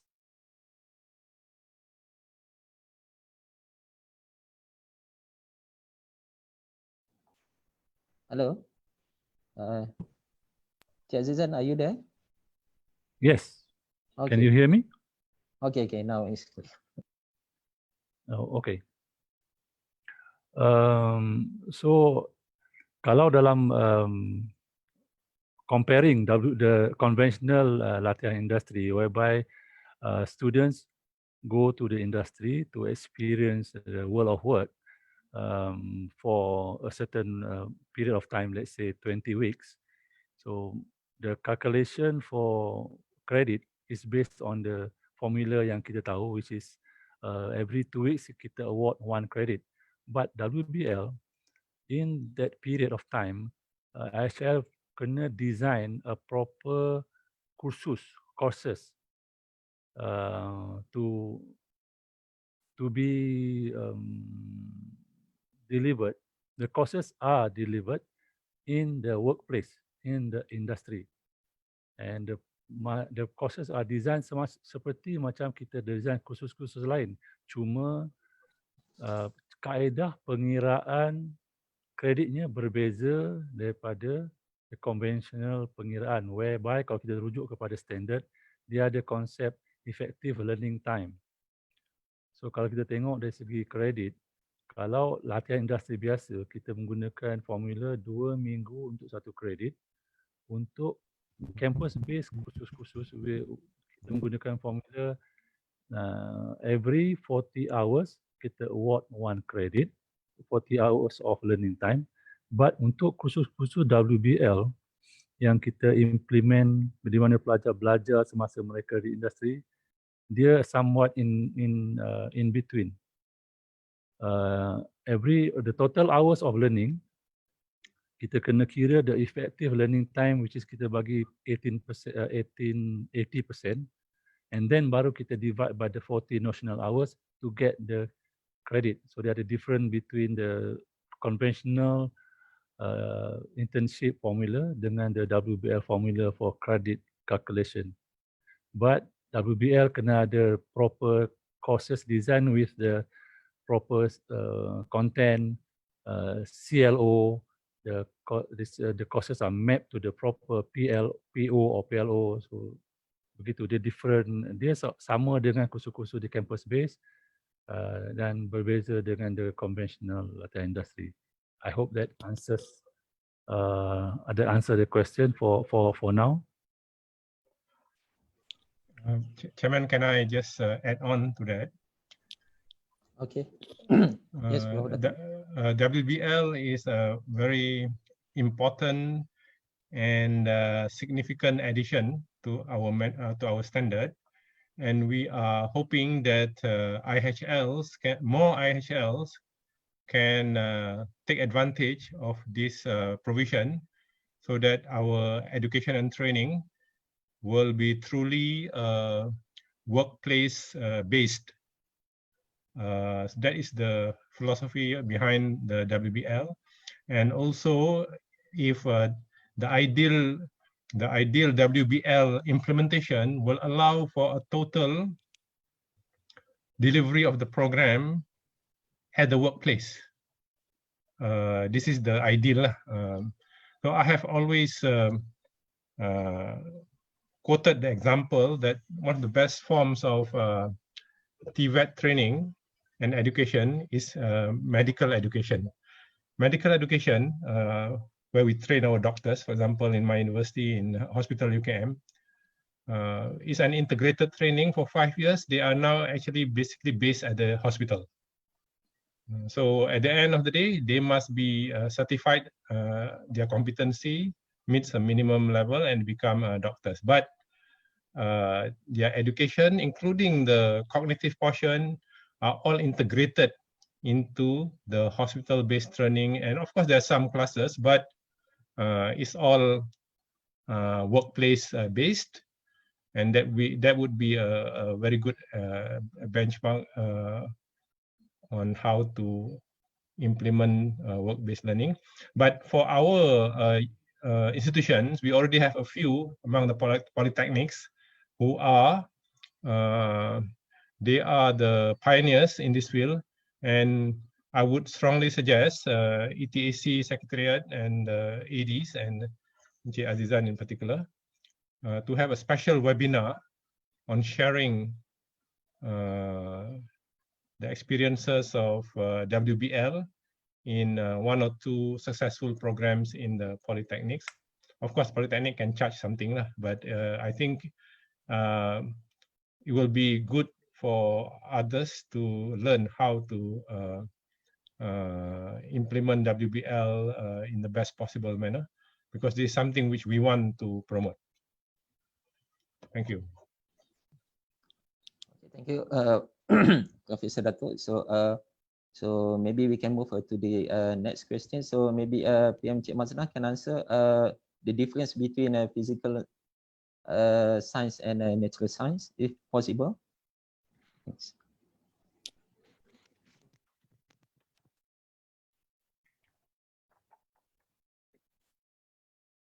Maybe I can answer this question. This is number 3, Chairman. Yeah, yes, number 3.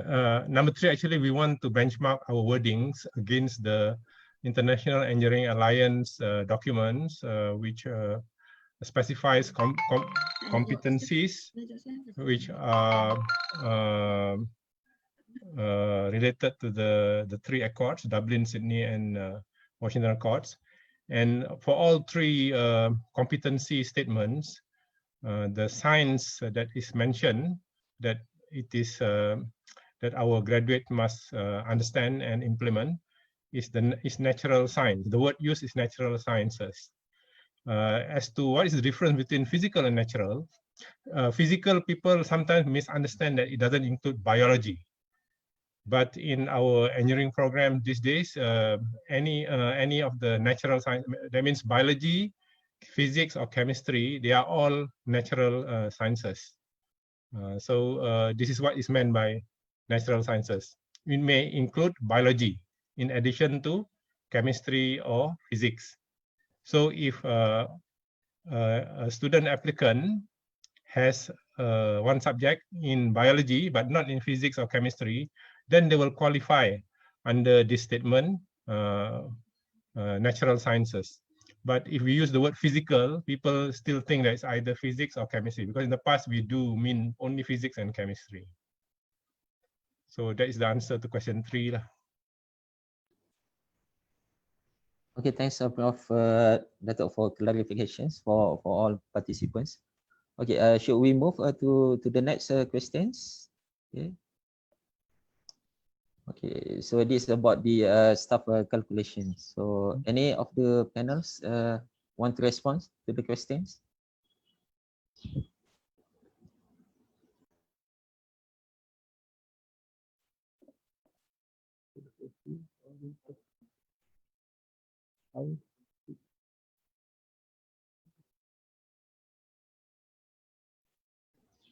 PMSA, can you unmute? Yeah, okay. Okay, okay, so let me answer this question. So actually, for this,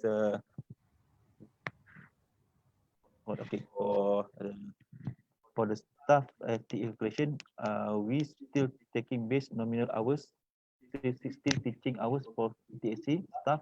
So actually, so first you look at the minimum requirement. So now is for diploma, the minimum is 6, and then for bachelor is 8. And then for the student ratio, so this one is we at the number of students. So the ratio for diploma is a 1 to 20, and then for bachelor is a 1 to 15. So this one is even if, for example, your program has a very few number of students, but you have at least 6 staff for diploma. Same thing goes to the bachelor. Even you have a very low number of students, but you must have at least 8 full-time. Sorry, PMSC, I think it's an echo there. So maybe someone who are using Zoom can mute your mic and just leave for PMSC to respond. Okay, thank you. So I can see still echo. Okay, so as I mentioned just now, the minimum requirement for staff is for diploma is 6, and then for bachelor is 8. But this one is for how we calculate the ratio is but this ISL also must fulfill the requirement of the student ratio. If we have a big number of students, then we go to the ratio. Okay, so even though we have a very low number of students, but you need to have to comply with the minimum number of staff. So this is two different things. Yeah? So the student staff ratio and the minimum number of staff. So for diploma, minimum is 6, and then if you have a big number of students, then you go to the staff student ratio. Same thing for bachelor, the minimum is 8, and then if you have a big number of students, then we go to the student ratio. So for diploma is 120, and then bachelor is 115. So maybe Dr. Cik Mazda can add for this FTE calculation. Okay. All right. So I just would like to highlight in terms of the big number that that Dr. Yasir said just now. It is actually based on the basic calculation where we have, for example, for one program, you should have, we take kita ambil program untuk degree program where you must have a minimum of 8 full-time staff. Okay, so if you go with a student ratio of 1 to 20, so the maximum number of students that you can have is 160. Okay, so if you have more than 160 students, yeah, for example, you have for example 200 students, for example, so definitely then that will require a proportionate punya calculation. Okay. Yeah, thank you, Dr. Cik Masna. So itu yang saya nak tambah. Okay. Okay, for next questions, can BEng program in 3 years durations? The answer is no. So this one is clearly stated. The minimum duration for BEng is 4 years after metric. So Okay. the entry requirement is a metric. So the duration is 4 years because we want to make it equal. The level is same as a level as a BEng, the conventional engineering program. So we don't want to have this so that otherwise people will see that this the BEng is a second class bachelor program. So we want to take this equal. So we make it 3 years. No, we make it 4 years. Okay, thanks a lot, Yasin. So okay, now we move to the other questions. I think this more on the open and related with the MCO. Okay, so maybe some of the panel can respond to the related questions.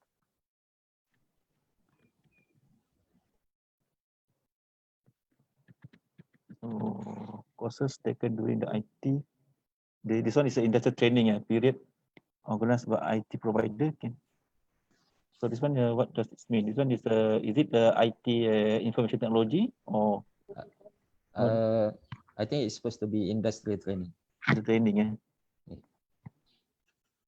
courses taken. So this one is more on this WBL, if I'm not mistaken. So courses taken during the IT period organized by IT provider, can it be considered? Yes, this one, maybe the Cik Azizan can answer. This one maybe is the WBL. Because so if conventional IT, there is no courses. But this one is for WL, yes, you can have a course during this industrial training period. Yeah. Kalau yang ini is conventional industrial training, kalau this kursus design to comply with the WBL design, you can consider it as kursus WBL as part of the industrial training. If not, so if it is not a WBL design, so kita cannot consider.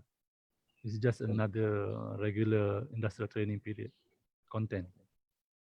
I think if I'm not mistaken, maybe these questions come out because when we have the MCO pandemic, so majority of the students who supposed to take IT, so they need to bring to the final semester. So maybe some of them thinking that is it possible if in the same time they do the industrial training and take the courses at the university. This one is the IHL double count dia punya ni lah, the credit lah. Maksudnya dia dapat credit for IT and then dapat credit for course. This one thing as per now I can say it's not allowable lah, because otherwise the student get the double counting on the credit.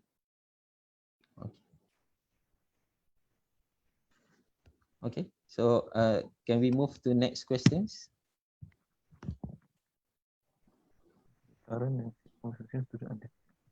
Yes, this one is we really understand on the situation, because a lot of companies now is cannot take a student, but somehow we have to look at the why we introduce this industrial training in our curriculum, because to have the spirit is to expose to the student in the working environment, and then to teach student what a university cannot teach. So, for example, how to the communication skill, the soft skill. So, basically, IHL need to try the best lah to find a place for the student. And then if it is allow them to do in-house. So this one I think need some opinion. This one for time being, student need to do industrial training at the industry. So maybe Dr. Mazna or Azizan. I think I will agree with that. In fact, okay, I just would like to. We give Dato' Hassan explain first, and then after that I go to Director. Is it okay? Okay. I just want to add that one of the economic action plan by the National Economic Action Council, EAC. There is another EAC at the national level, Economic Action Council. One of the items that they have introduced is to financially assist this particular issue. I think there is now a grant which will encourage students to do industrial training. They will get paid or something like that. So that is something which the universities, IHL should take advantage of. And also, but the direct answer to this question, I would think that there is no intention to do away with or to allow industrial training with the lecturers, the existing the in-house lecturers. Thank you. Okay, Prof. Siti. Mazna can apa? Okay. Okay. All right. I just would like to highlight a few important points. Okay, regarding this during MCO. Okay, so I think all IHL has to actually follow the guiding principle that we give during the MCO, where all programs have to ensure that the attainment of the all 12 program outcomes are attained. Okay, and then I think specifically for the industrial training, Okay, and then I think it is not allowed to do it in house. Okay, and then we also have some in terms of flexibility, especially for the final year students, where they can actually continue, okay, their industry training after their final semester. Okay, and then I think with the reference to the guiding principle, okay, the actual has to make sure that they have all the a proper documentation of the affected cohort. Okay, so in case you don't you find difficulties in placing your students for internship, so they may delay the internship as I explained just now. Okay, accordingly. Okay, and then and of course I have to insist that at this point of time, proper documentation and also your internal QMS have to be evident and then have to be shared, okay, during your subsequent self-assessment report for your next coming, whether it is a new cycle or it is a continuing accreditation visit. Okay.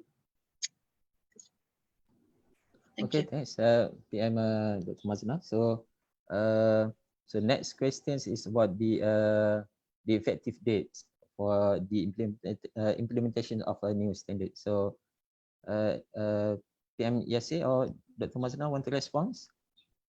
So this one is start in the 1st May, 1st May already. So you can use this manual, this the standard. Yeah, I think that one kita dah highlight at the beginning of the presentation. Yes, we still this one we did mention in the early of this presentation. So this one is effect is 1st May of 2020. So does it affected current program which is already get 6 years accreditations? Ya apa? So Yang dah dapat ada. So for current lah. So when the standard is for the current student. I think the question is referred to let's say the IHL already obtained 6 years. It could be from 2019. It's supposed to be until 2025. Is it the cohort within this year need to follow this ETAC? So this one is when this the IHL want to the new cycle, when apply for new cycle, so they have to follow the 2020. For the current, so for the accredited program, so they can use the previous. So as long as the program is accredited. So now it's for the coming for accreditation, then you have to follow this new standard. Okay, thanks, Dr. Yasir. So next questions, anyone want to respond or you want to? So any panel can answer for these questions?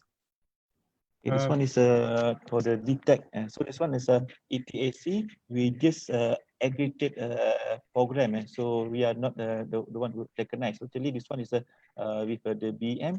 So either BM recognize or not the program. So registration is under BM. So they have the ENQ to check whether the program is recognized or not.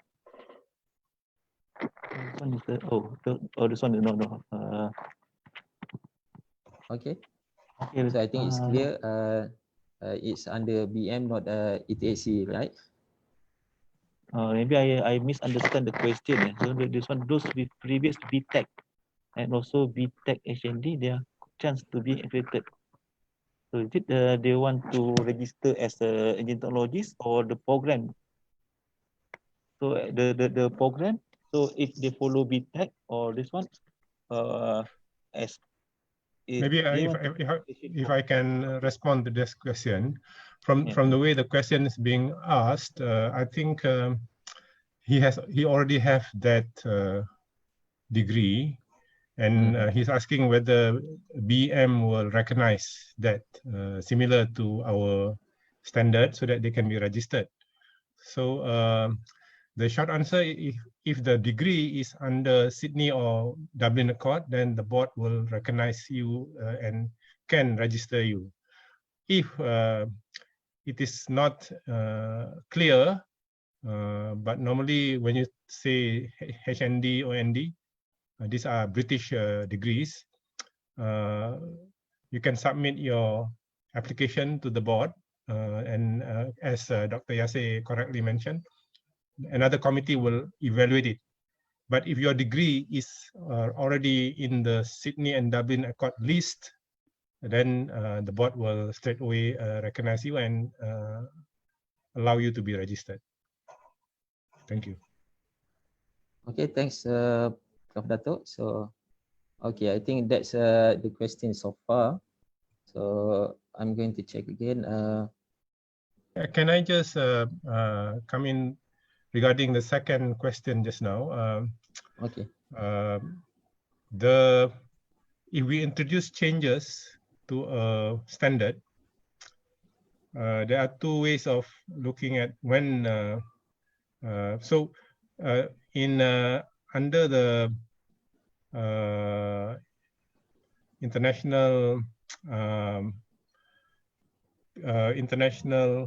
accreditation, or under the IEA mutual recognition agreements, the general understanding is that improvements must be on a continual basis. That means if we introduce something good this year in our standard, we should try to get the current batch of students to benefit from the new standard or the new provisions. So it is not based on intake, but it's based on current batches. Of course, if the provision there is problem in implementing the provision for the current batches, ETAC will consider giving the amount of time required for the current batches to adapt to the new provisions. So I'm just giving a general response regarding when do we implement new additions to our standard. Okay, thanks, Dato'. So maybe I can share another two questions that I'm pick up from the Facebook. Okay. Okay, so oops, sorry. Okay. So this is about the implementations during still COVID-19 situations. So could be any of the panels try to answer?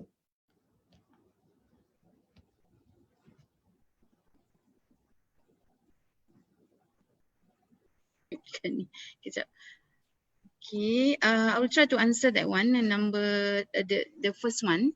Okay, Okay. due to the current COVID-19 situation, how does EAC, ETAC consider online tests and quizzes as replacement? Okay, all right. We, as I said earlier, I think we as the accrediting body, so we don't actually prescribe on how the HL carried out the assessment. Okay, because this is we call it unprecedented event, so definitely it also requires some unprecedented actions. Okay, so I think if yeah, this is not a suggestion, but I think this is what the HLs are doing right now. So most of HL is will carry out online tests and quizzes. I think in terms of the security, I think that one is under the HL itself. Okay. Okay. Second question, simulation. Okay, I think this one for the second question, maybe other ADs can add later. I think this one is being stated in the guidelines, yeah, in the guidelines for COVID-19, and simulation is actually acceptable, yeah, but only for the current situation. Okay. Thank you. Okay, thanks, PM Mazna. Any panelists want to add something? Okay, so I think we still have a time. So is it I'm trying to get a few more questions from the Facebook. Sorry. May I come in? Yes, Prof. I notice that today's presentation has been greatly appreciated by those who participated. In my case, I just want to ask for reconciliation of the number of students working in groups. As was stated just now, for technician, you allow 4. For engineering technologies, you allow for 5. But I thought if you are really doing hands-on training, it doesn't matter what grade you are, it should be the same. And I would suggest maybe a reconciliation that the number 4 be common for both technician and engineering technologies. Thank you.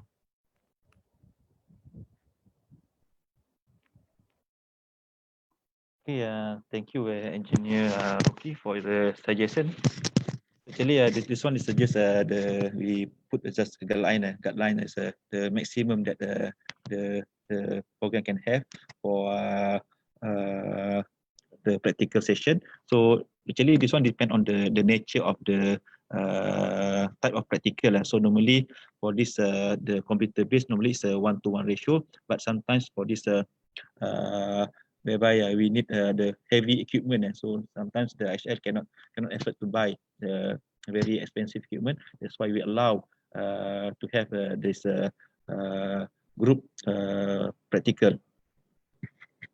So this one we will consider about the suggestion.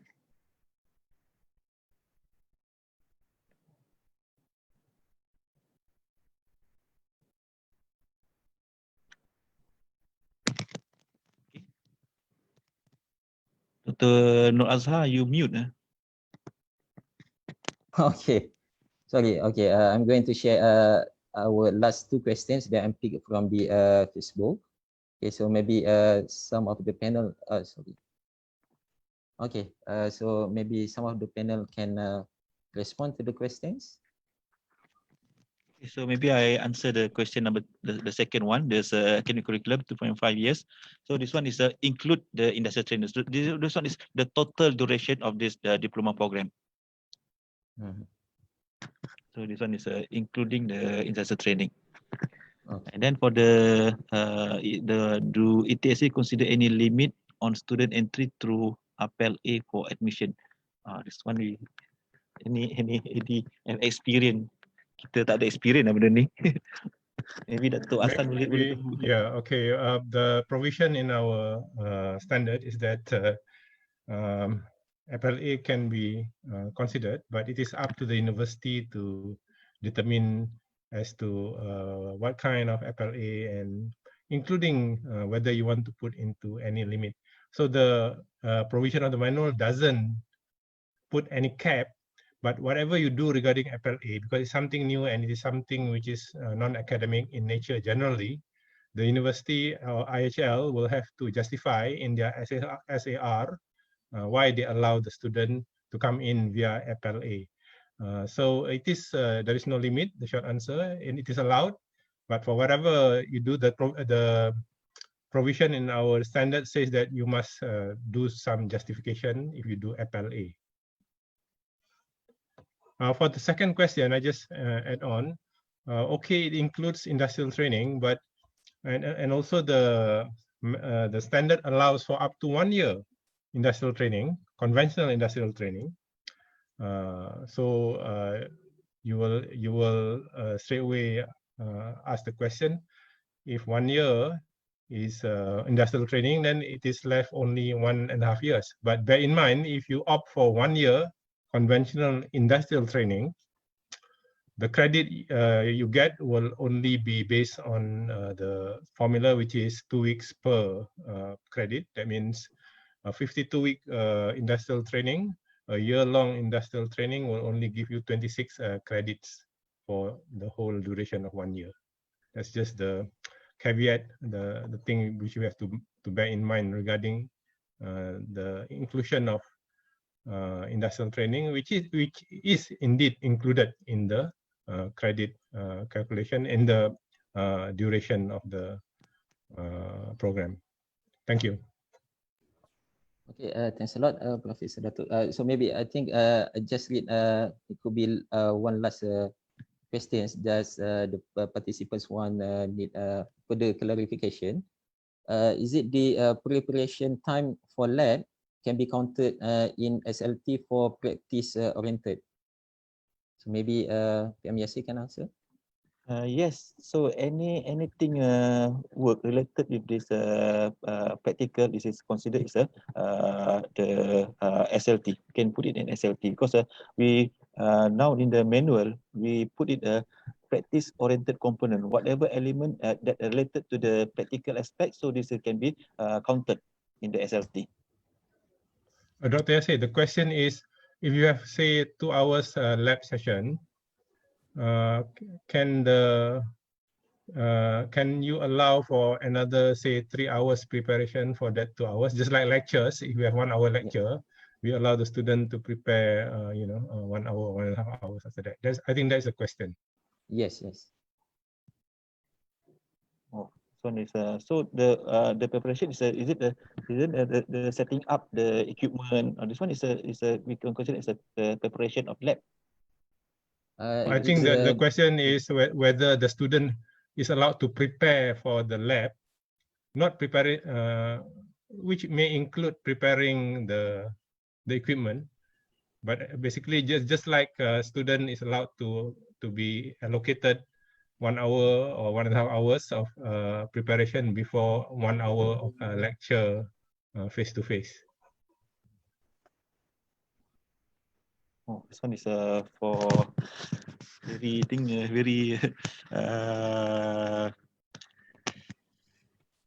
not easy to. Jadi maybe Cik Mazna can soalan dia preparation of lab dia macam apa? Is it related to the apa?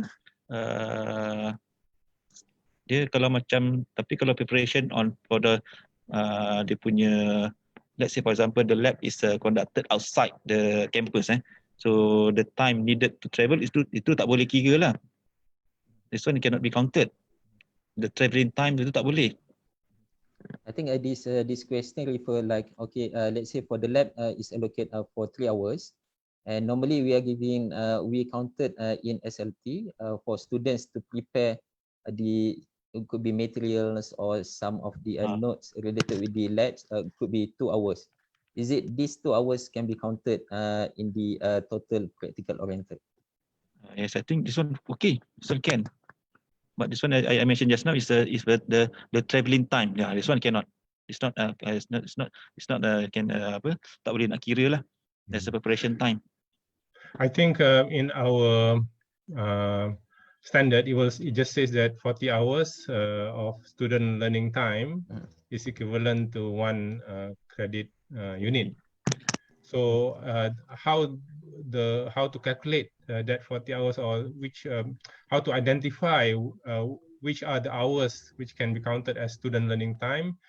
Our standard leaves it to the university to decide. So you have to justify. So maybe for the case of labs, it will depend on the type of lab, I would think, and whatever student preparation time is allowed for, the university will have to justify. So if you justify like what Dr. Yasir said, dia kena naik kereta pergi ke certain site, then that naik kereta is not learning time lah. But if he has to prepare some notes or he has to prepare some work related to the lab, then that would be considered as a valid learning time. So I would think it's a case-by-case basis on what kind of lab is being implemented. Thank you. Okay, thanks, Professor Datuk. So I think we already come to the end. Okay, so it's almost 2.5 hours we already spent for this our first webinar here.